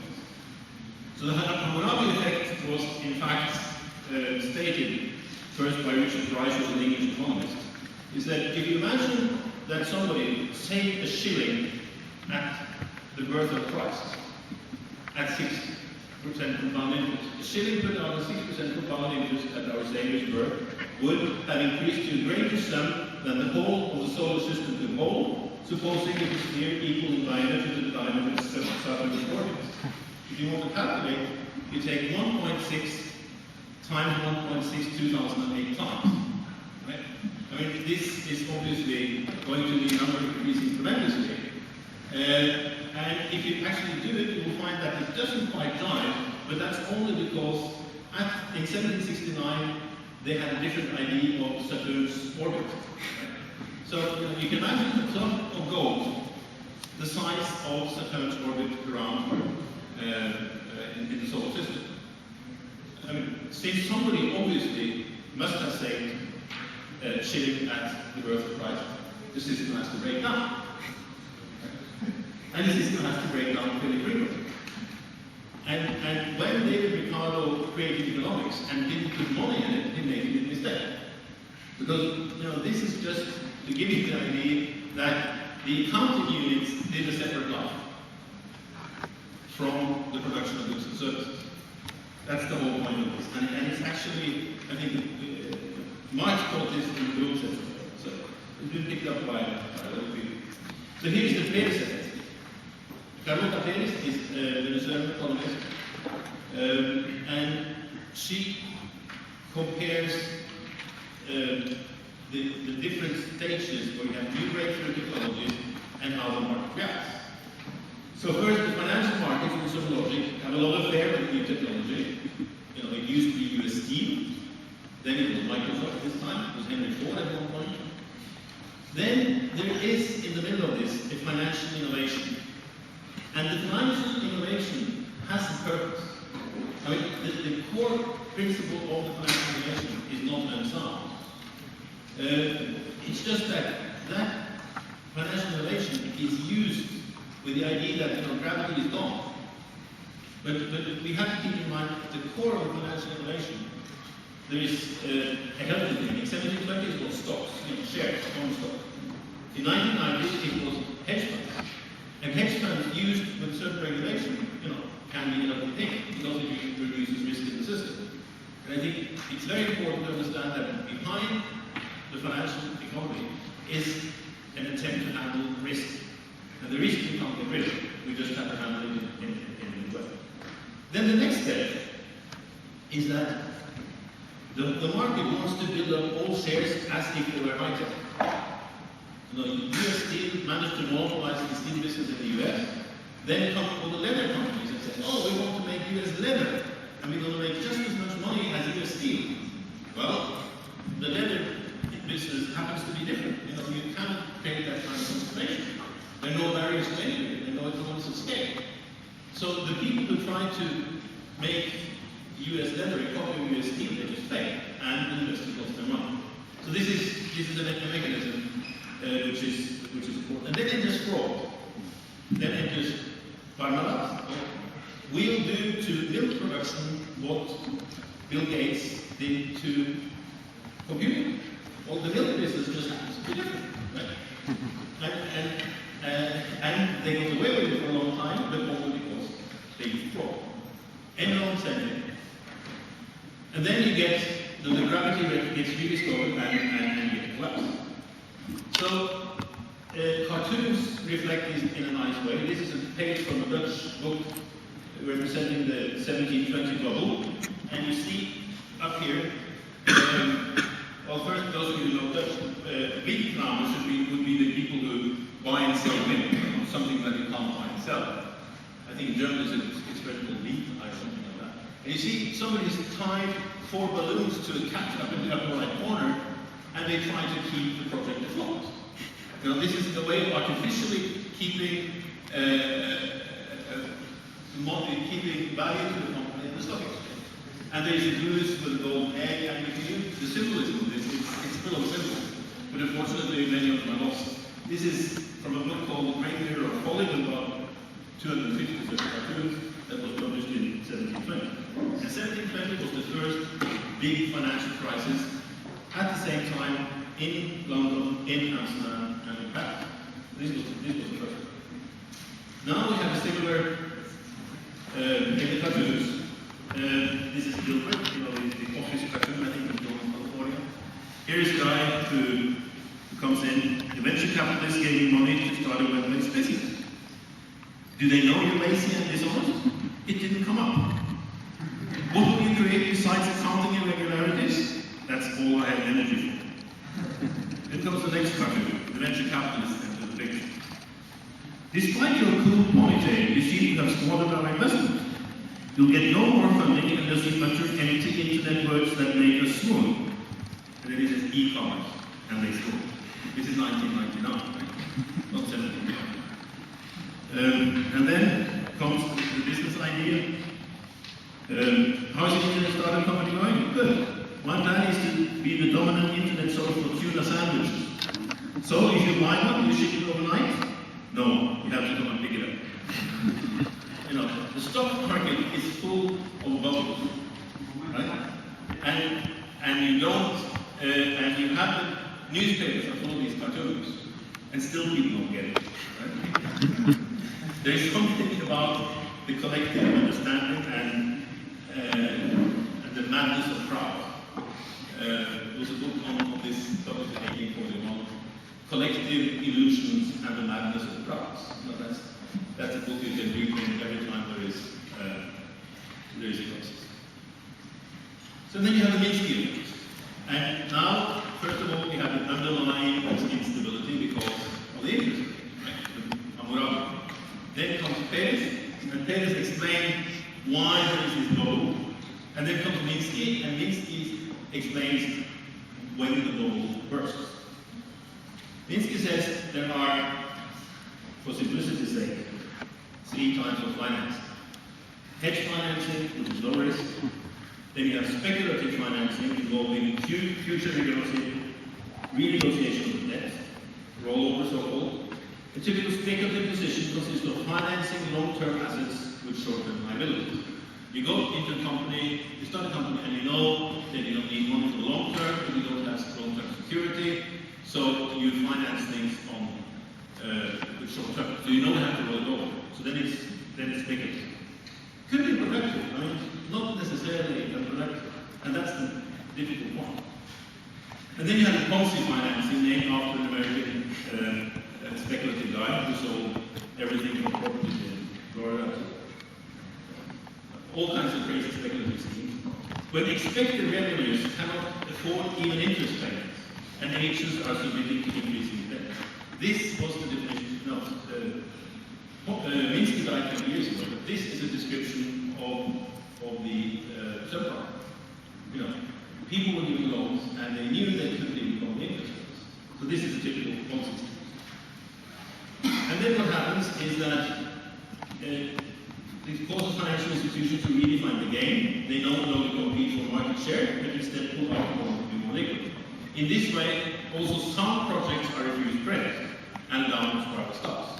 Now, this is Keynes and liquidity preference. You know, so the banks have been competing all the time to expand. And then these things happen and say, hey, we have to withdraw, and then they withdraw money, and healthy projects that should have funds don't get funded. You know, this is what we see today. So this is in a way, this is the Minsky effect. And many US economists say, well, it's for the pity that Minsky isn't alive now because he definitely saw what was happening. So deregulation created this bond system. The role of banks has historically been to value risk and keep risk at the balance sheet. In 1999, a law that was passed in 1932 was abolished, and then made it possible for the banks to sell packages of subprime loans that were not on the balance sheets. So people thought that the banks were taking the risks they'd always taken, but they didn't, and not even the rating agencies. So credit-worthy banks were offering junk packages from their balance sheets, and this went on for time, and then the banks stopped taking the risks, but they put the risk on the system. Instead of the bank having the risk on their balance sheet, the risk was pushed over to all of us. And then we as taxpayers, or in other ways, had to pay. So, what can we do? Well, Schumpeter always said, and I thought that was a great mistake, that it has to go out alone. He said, if you touch it, you're going to create a crisis. You're going to create, you're going to encourage the kind of behavior you don't want to encourage. And Keynes said, well, repair it. But at the time of Keynes, there was a gold standard. And the gold standard meant that the government couldn't print all the money they printed now. So Keynesianism worked because people were very, very cautious about how much money they printed. I think now what we're seeing that, well, if this credit crunch comes, if we really make it crisis, the poor is probably going to suffer worse. So I think, unfortunately, some way of saving the speculators, which is the same what we're doing, has to be done. But it's, you have this big balloon, and you say, well, why can't you let the air out of this balloon slowly? Well, seemingly, that doesn't work. So we end up encouraging the very behavior that caused the problem in the first place. Martin Wolf in Financial Times has been, I think, the best reporter on this. And he says that the financial market is holding the world economy as a hostage. He's saying, the speculators are saying, give us more liquidity, give us more money, or we'll ruin the world economy. And that's, in a sense, what's happening. And it's very difficult to get out of once you've created it. Well, I think I'll leave it there, but I think the important idea is that we can get back to the old, normally German language economics, which separates very clearly the Rechenfällige, the tokens, the accounting unit, from the rest of the economy, and make sure that those two go in a line. Just the Hammurabi effect will, in a way, guarantee that there will be crisis, but then we have to make sure that regulation is kept so that we don't do this again. I think we tend to not to do our father's generation mistakes again. Seemingly our grandfather's generation mistakes are done all the time. But I think it's important to see the mechanisms in there. And Minsky, for instance, was of the opinion that what we call the oil crisis in the 70s was in fact a credit crisis like this. And he says, by finding scapegoats, we could call this the Bin Laden crisis and blame something outside. But that was Minsky's point. Don't blame it on something outside when it's actually the system that creates the crisis itself. Thank you.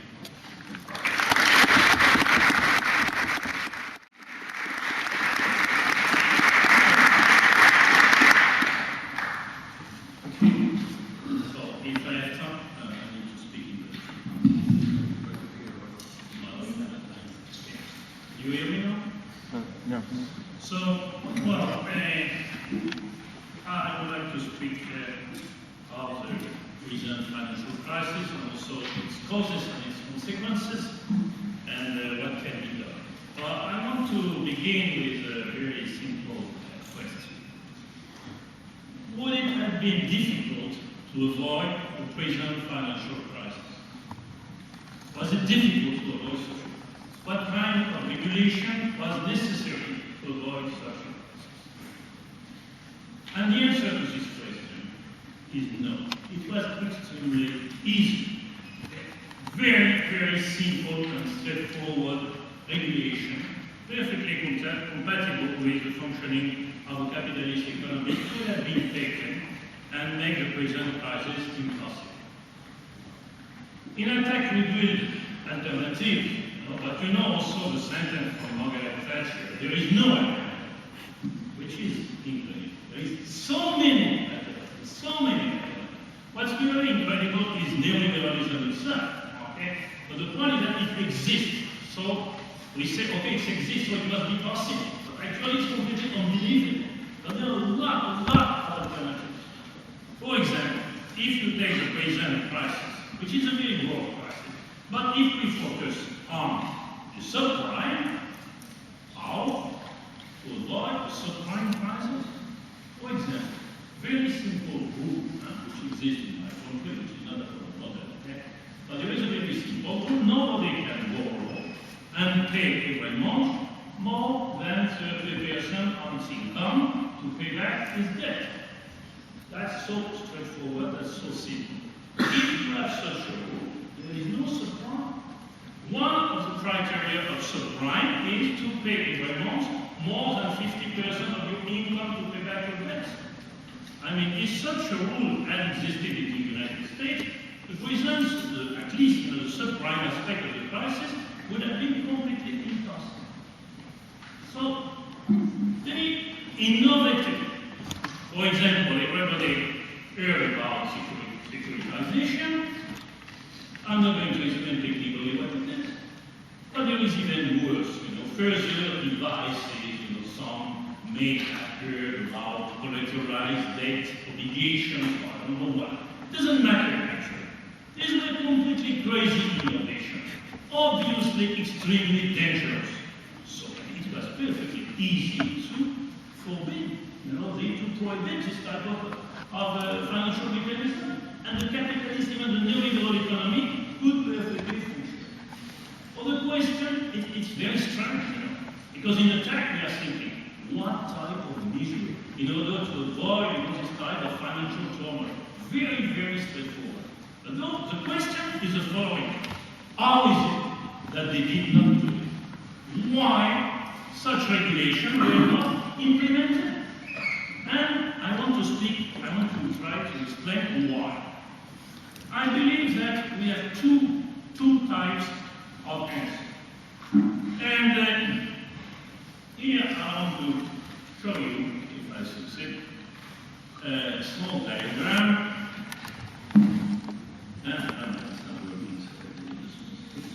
Okay, so here we go. This is a diagram whose purpose is to try to explain the crisis. The crisis is a crisis, the center, it's a world crisis. It has consequences in Europe, of course, but basically it's a US crisis. It's a crisis whose roots are in the United States. And you have two basic factors in my opinion. First factor on the left is neoliberalism, and the second factor is US hegemony. Neoliberalism. What is neoliberalism? Neoliberalism is a new social order. It's something which has an economic aspect, of course, but it's also something political. It's a new social order whose objectives were and still are to increase, maximize the income of wealth of rich people, or if we can dare, capitalist classes. And in this sense, neoliberalism was a huge success. I've no time to show you, and it's very well known, how the wealth and the income of rich classes was increased tremendously. So, neoliberalism, so it has, of course, it's economic mechanism, obviously, but it's something more than that. It's a political problem. Okay, so everything in neoliberalism is about profit. Everything in neoliberalism is about capital income. The instruments are well known. You have domestically, within each country, new discipline to the workers, stagnating purchasing power, trying to curb financial protection, so less for the workers, for salaried workers in general, but also maximum profit rate up to 2,000 at least, distributing dividends, everything for the stock market to create value for stockholders, okay? And internationally, free trade, free mobility of capital internationally. So these are the basic instruments of neoliberalism. Now, of course, I want to show these diagrams with the arrow B up there. That, of course, financial innovation was a consequence of neoliberalism. Financial innovation is an historical characteristic of capitalism.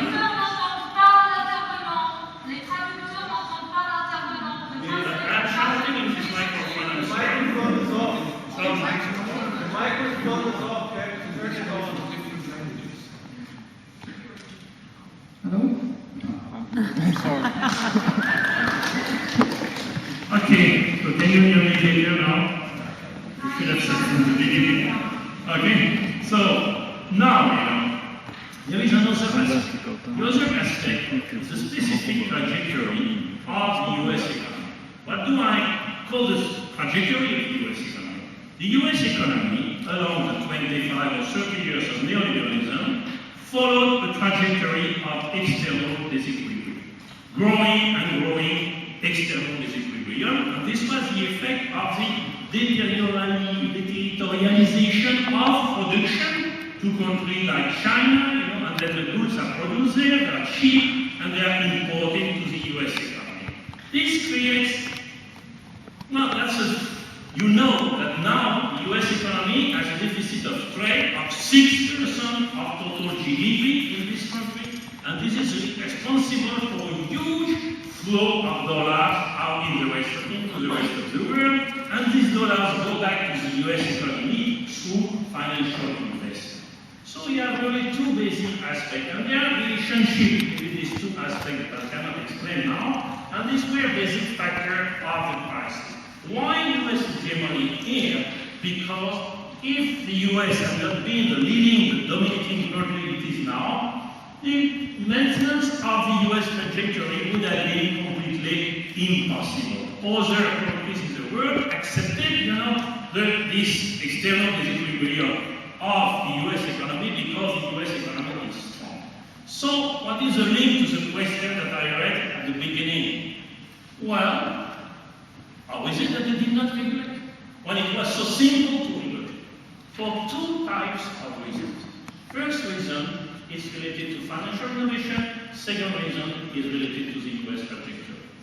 How is it related to financial innovation? It is because, financial innovation, since in particular 2001, generated huge flows of profits. It generated huge profitability of the financial sector. Really, the profit rate of the financial sector increased tremendously And this is related to what neoliberalism is about. This is one of the two reasons why they did not regulate. They let this mechanism go because this was generating huge flows of profit towards the financial sector. The second reason is related to the US trajectory.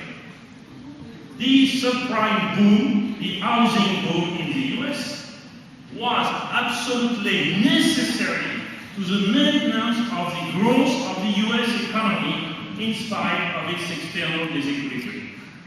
Even the Federal Reserve and Greenspan knew that there was a danger in this type of innovation, but actually they did nothing. Why they did nothing? Because without subprime, without the growth of the debt of households, without the housing boom, the US macroeconomy of the US economy would have been in trouble. And this is the situation where we are exactly now. So, it was extremely easy to regulate. They did not regulate for two basic reasons: profitability and second, the macroeconomic of the US economy. Now, the problem is, how bad is it? It's very bad. It's not over. But what are the consequences? Consequences in the world. First, large financial institutions go bankrupt. Personally, I do not care at all. Okay, they can go bankrupt, they can go to the debt, absolutely do not care. The problem, where is actually the problem? The problem is, of course, the impact on the real economy. And the impact on the real economy is something which is actually just beginning to appear, and it's forthcoming in front of us. The US economy is entering into recession. This recession will be exported to Europe, and very likely this recession will be a bad recession. Why is it bad? It's bad for the people because, as you know, the recession means more unemployment. But the worst of it is, the irony of all that is the following. When the recession occurs, well, governments, financial power, enterprises will use the pretext of the recession for what? To demand more. Less purchasing power, to demand more concessions, curbing more social protection, more flexibility, worse conditions of labor. So actually, we have a crisis whose root is in the heart of the beast, okay? Neoliberal, thing with, first, the quest for profit, second, the dominance of the US and the economy. We will get a nasty recession, but what will be the demand? The demand will be more concession from the workers. And actually, what is at issue is more neoliberalism. Too much, really. Too much, because we have a crisis with what is neoliberalism. And the incoming recession will be used to ask for more neoliberalism. They will regulate, of course. They will do their own regulation, but we do not care about this type of regulation. What we want is really a distinct social order. So this is, I think, for us, really the basic message. We have now an opportunity because I believe we are entering into recession. This recession will be the opportunity for capitalist classes to demand more from the people. This will be also an opportunity for more struggles, and it's extremely important to explain at the basis of this recession, besides the price of oil and other things. Obviously, we have neoliberalism. Okay, now the recession must not be used to ask us more neoliberalism, even if on their side they begin to regulate a few things. But 25 years or 30 years of neoliberalism have demonstrated one thing. They have one target, and with respect to this target, today they have been extremely successful in gaining always more financial income, okay? And targets are more important than means, okay? In the later phase, they use deregulation. It's not deregulation, it's no regulation or very limited regulation to reach this target. Now we are entering a new phase. There will be some regulation, but the target will remain the same. The target will be under neoliberalism, the same target, which is more wealth and more income for rich people, and we really need to use the opportunity of the new recession to try to reply, to get organized, and this is what Attac is trying to do.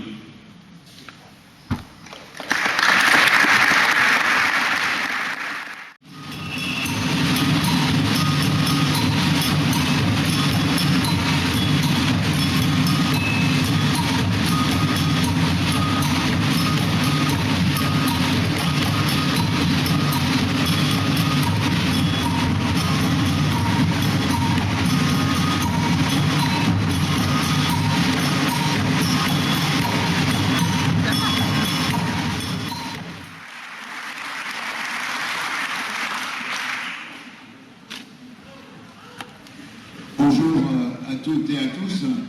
Je vais parler en français parce que je veux bien faire un effort aux États-Unis. Voilà, je ne vais pas parler anglais aujourd'hui. Je voudrais commencer en vous disant que cet été, c'est quand même un bel été, cet été 2008. Parce que depuis le mois de juin, il y a eu 4 bonnes nouvelles.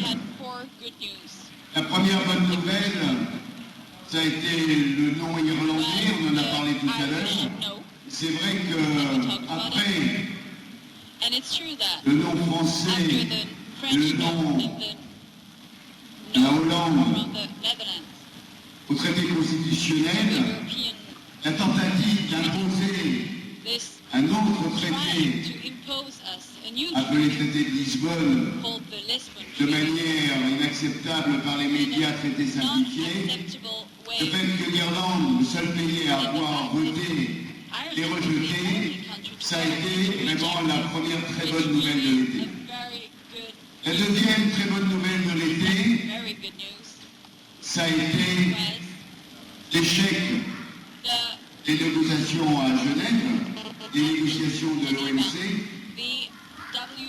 malgré le poids de Mendelssohn, malgré la volonté acharnée de Pascal Lamy, le secrétaire général de l'OMC, eh bien, le traité, la négociation de Doha n'a toujours pas abouti et on peut penser qu'avant 2 ans maintenant, eh bien, ce processus est enrayé. Alors on ne va pas réanalyser, vous l'avez analysé déjà, mais c'est vrai que dans certains journaux, on nous a dit les mouvements intermondialistes, Attac, ne sont pour rien dans l'échec sommet de l'OMC. Je crois que c'est une erreur, parce que depuis qu'Attac est né en 1998, eh bien, tous les thèmes qui ont fait problème, qui ont créé des mobilisations, ont été mis en avant par Attac et l'ensemble des mouvements intermondialistes. Que ce soit la question de l'agriculture, que ce soit la question des services, ou que ce soit la question de la propriété intellectuelle. C'est sur ces 3 thèmes majeurs qui avaient été dénoncés par Attac et les mouvements. C'est sur ces 3 thèmes majeurs que l'OMC est systématiquement bloqué dans le cadre des négociations. Et ce que nous avions dit il y a déjà 10 ans se vérifie année après année. Ces négociations aujourd'hui sont bloquées et c'est un échec de cette idéologie que Pascal et quelques autres essayent de mettre en avant. C'est bien un combat idéologique. Et c'est de ce sens-là qu'Attac a été important et que la naissance d'Attac a permis de véritablement construire un contre-projet face à cette volonté hégémonique de néolibéralisme. Donc je crois que c'est très important.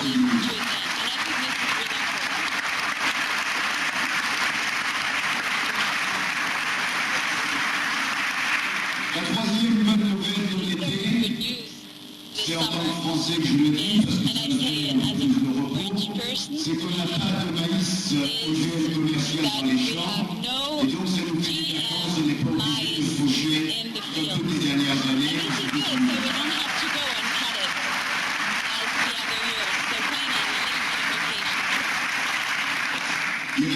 encore quelques essais Well, des there are films, still some mais tries. on est en train de s'en occuper, mais ça fait beaucoup moins de travail. We're taking care of it, and it's still a En lot même less work. temps, on remplace In the same notre time, présence dans les champs par notre présence dans les tribunaux. so as we're not in the fields, we're here in front of Et you. ce qui est intéressant, But what is c'est que ce interesting débat, comme is l'a that porté this debate déjà, je me souviens, un that Seattle, we had, I remember, in sur le Seattle, refus on the des brevets sur les vivants, of the est aujourd'hui en train de prendre une importance internationale, et ça devient un enjeu international. is becoming an On avait vu la international jonction problem. sur la question des brevets avec So, tout le in mouvement this qui question of luttait patterns, sur la question du sida. we're Je me fighting. rappelle qu'à I Thomas, remember we were ça a talking été un about enjeu the important for de AIDS. casser la logique des firmes And I remember par that it rapport was à la logique important des brevets sur les to break médicaments. the logic of Eh the bien, aujourd'hui, on international est dans ce companies on combat this patents et il faut qu'on continue à l'intensifier et So susciter we really have à la to, planète we really have to contre les continue this brevets fight sur les vivants. against Et the ce patterns combat of the living. sur les OGM And this fight n'est on que the la GM partie visible is de only the notre visible combat form of the contre la iceberg. This mainmise fight de quelques firmes transnationales and this sur fight l'ensemble des is that semences some de la planète. transnational Donc je crois que ça c'était donc aussi la troisième bonne at the nouvelle. moment Et la quatrième, enfin, the seeds eh bien c'est l'université d'Attac Europe. is Parce que ça, je crois que c'est un élément majeur and I believe this dans la construction very important du mouvement event altermondialiste. for the Jusqu'à présent, counter-globalization Attac, movement. c'était des comités par pays.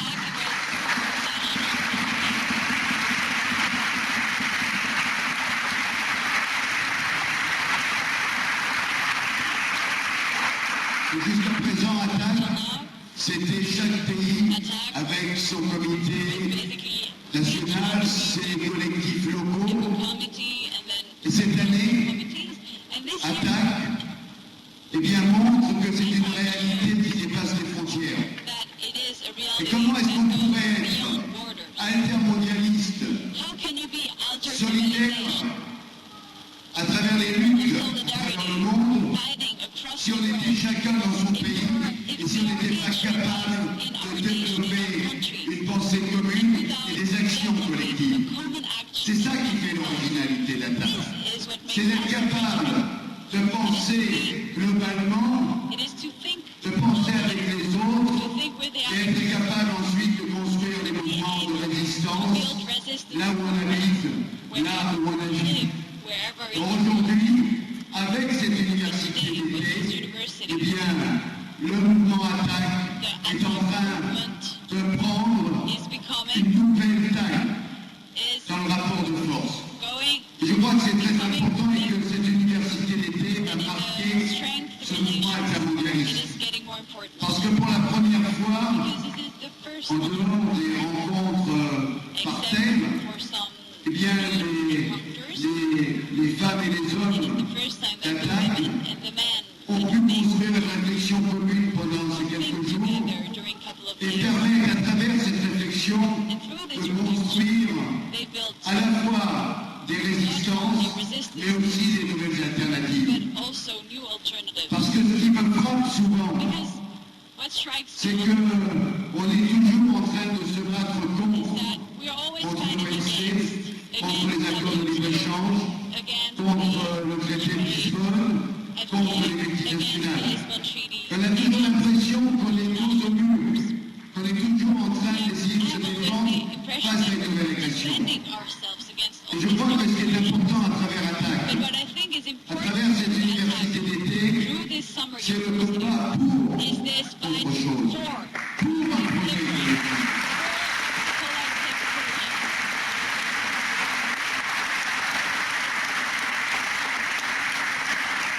Alors je crois que c'est important, bien évidemment, de pouvoir décrypter nos adversaires, de pouvoir comprendre l'idéologie qui nous sous-tend toutes les réalités des traités, des institutions multilatérales ou bilatérales. Et ce qui est important, c'est qu'on se définisse d'abord par rapport à nous-mêmes. Quel projet avons-nous? Dans quelle logique sociale de production sommes-nous? Il ne suffit pas simplement de dire qu'on est contre le capitalisme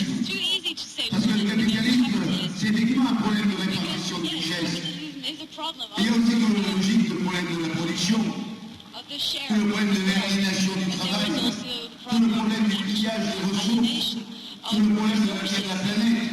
and Ça, the future of the planet. répondre à toutes ces questions, So we have c'est to porter un answer projet all these alternatif. questions, and Et answering all aujourd'hui, these questions à is having travers an alternative les comptes project. rendus des débats, And today, on se rend compte what I qu'on heard est en train de about rentrer the dans cette debate, phase. we are Et entering this que new maintenant, on phase. va se situer par rapport à notre projet, par rapport à des valeurs We are going par to rapport à des situate valeurs ourselves communes because we have dans le common mouvement values, qui we vont have nous a common permettre project.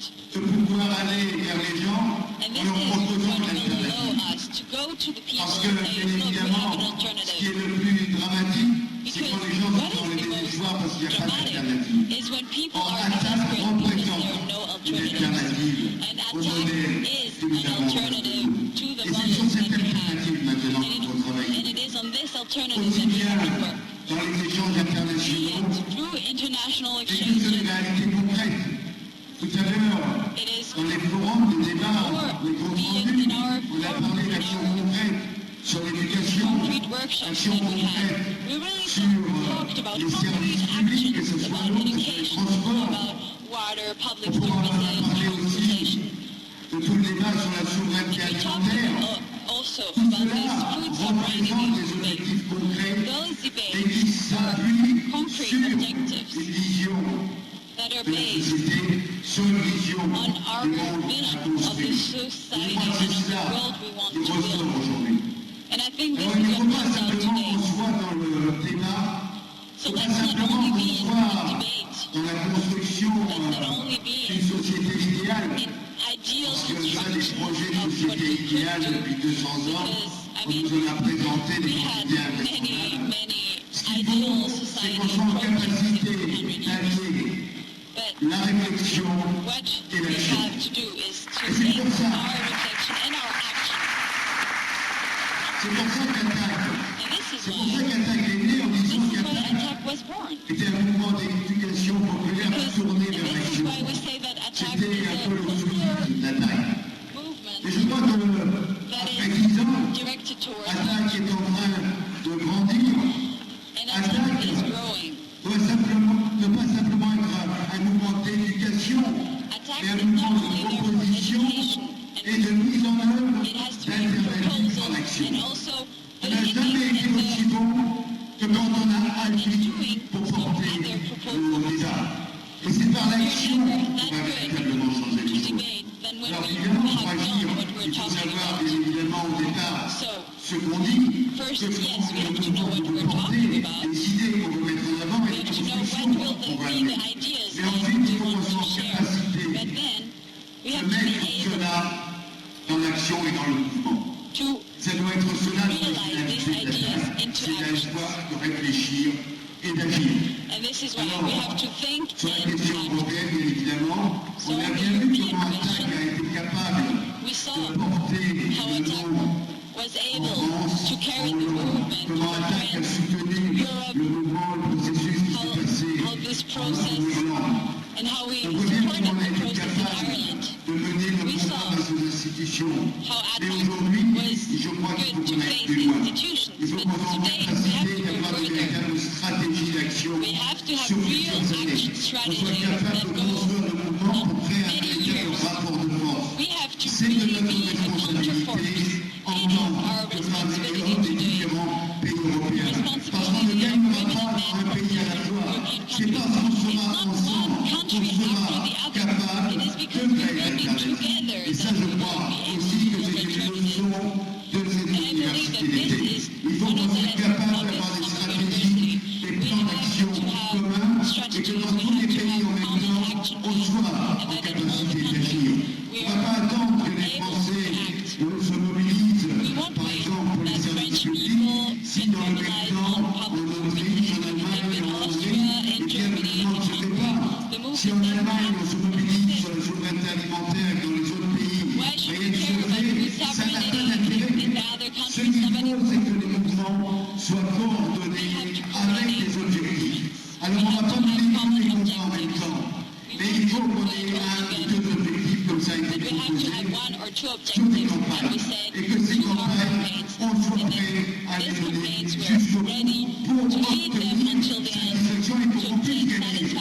Parce que ce qui souvent est désespérant, et souvent pour les jeunes, c'est de se dire mais on n'a jamais rien gagné, on est toujours bon, qu'est-ce qu'on a gagné? Mais moi je pense qu'il faut expliquer ce qu'on va gagner et qu'on aille jusqu'au bout pour le faire. Quand on a décidé de se battre chez nous contre les OGM, eh bien on a dit qu'on allait le faire jusqu'au bout, jusqu'à ce que l'objet de moratoire, jusqu'on arrive à faire interdire les OGM au niveau européen. Et ça on va y arriver parce qu'on sera unis. Bien sur la question des services, sur la question de la remise en cause du traité de Lisbonne, sur la création d'une Europe alternative, sociale, écologique. Bien cela, il faut qu'on soit clair et qu'on dise on va aller jusqu'au bout de ce combat. Donc il faut qu'on ait des objectifs et qu'on soit prêt à se mettre en action pour aller jusqu'au bout. Et ça, on ne pourra le faire que si Europe, eh bien, n'est pas une coalition de mouvements de pays, eh bien, une unité européenne. Et je crois que c'est ça la bonne nouvelle. C'est qu'aujourd'hui,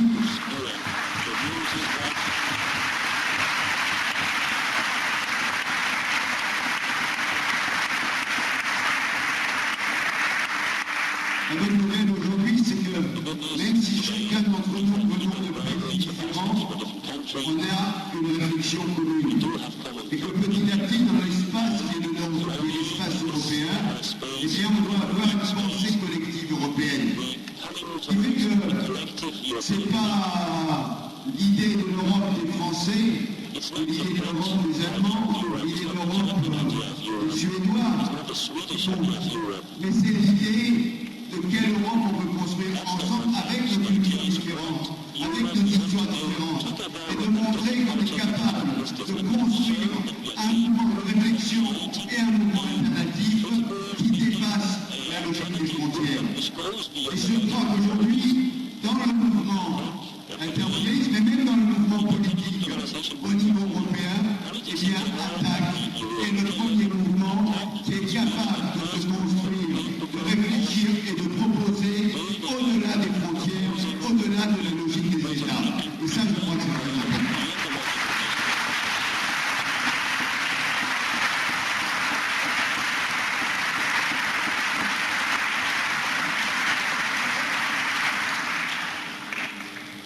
On avait un grand risque, et on l'a connu en France, l'a connu dans d'autres pays, de vouloir refermer notre réflexion sur notre réalité nationale et de croire que face aux problèmes mondiaux, face aux problèmes du libéralisme, face aux problèmes des institutions européennes, eh bien la solution viendrait de chez nous d'une protection interne, protection de notre pays face à la logique libérale. Je crois qu'aujourd'hui on est en train de prouver que cela était une mauvaise direction et que si on veut lutter face au capitalisme, face à la destruction de la planète, il faut qu'on le fasse au niveau où les problèmes se posent, au niveau européen et au niveau international. Et qu'on aura les meilleurs moyens de le faire en étant solidaires avec les autres luttes sur les autres continents. Je crois que c'est cela aujourd'hui qui importe. C'est qu'on soit en capacité de construire cet avenir. Et c'est cette université d'été d'Attac qui est le meilleur symbole de cette volonté de construire un autre espace européen qui soit basé sur la solidarité, qui soit basé sur la défense de la démocratie et une participation des citoyens à la construction de cet espace.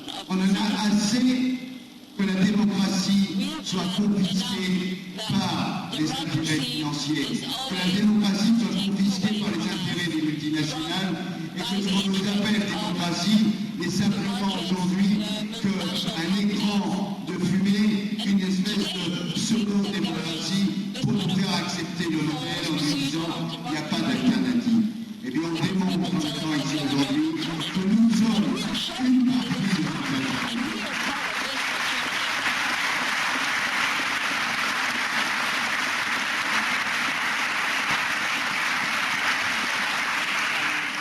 Donc j'espère que cette université ne sera pas la dernière. On est ici, peut-être l'année prochaine, peut-être dans 2 ans, dans 3 ans, nous sommes Hilary.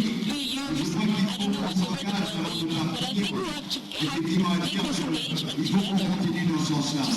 Il faut qu'on soit capable de croiser nos réflexions, de créer nos mobilisations, mais aussi de créer des moments comme celui-ci, des moments de partage où on peut avancer encore plus loin dans nos réflexions sur le débat. Donc j'ai envie de reprendre, pour terminer, ce slogan que Cécile a dit à Campesina, et ce débat est devenu aujourd'hui le slogan de tout le mouvement intermondialiste. Globalisation,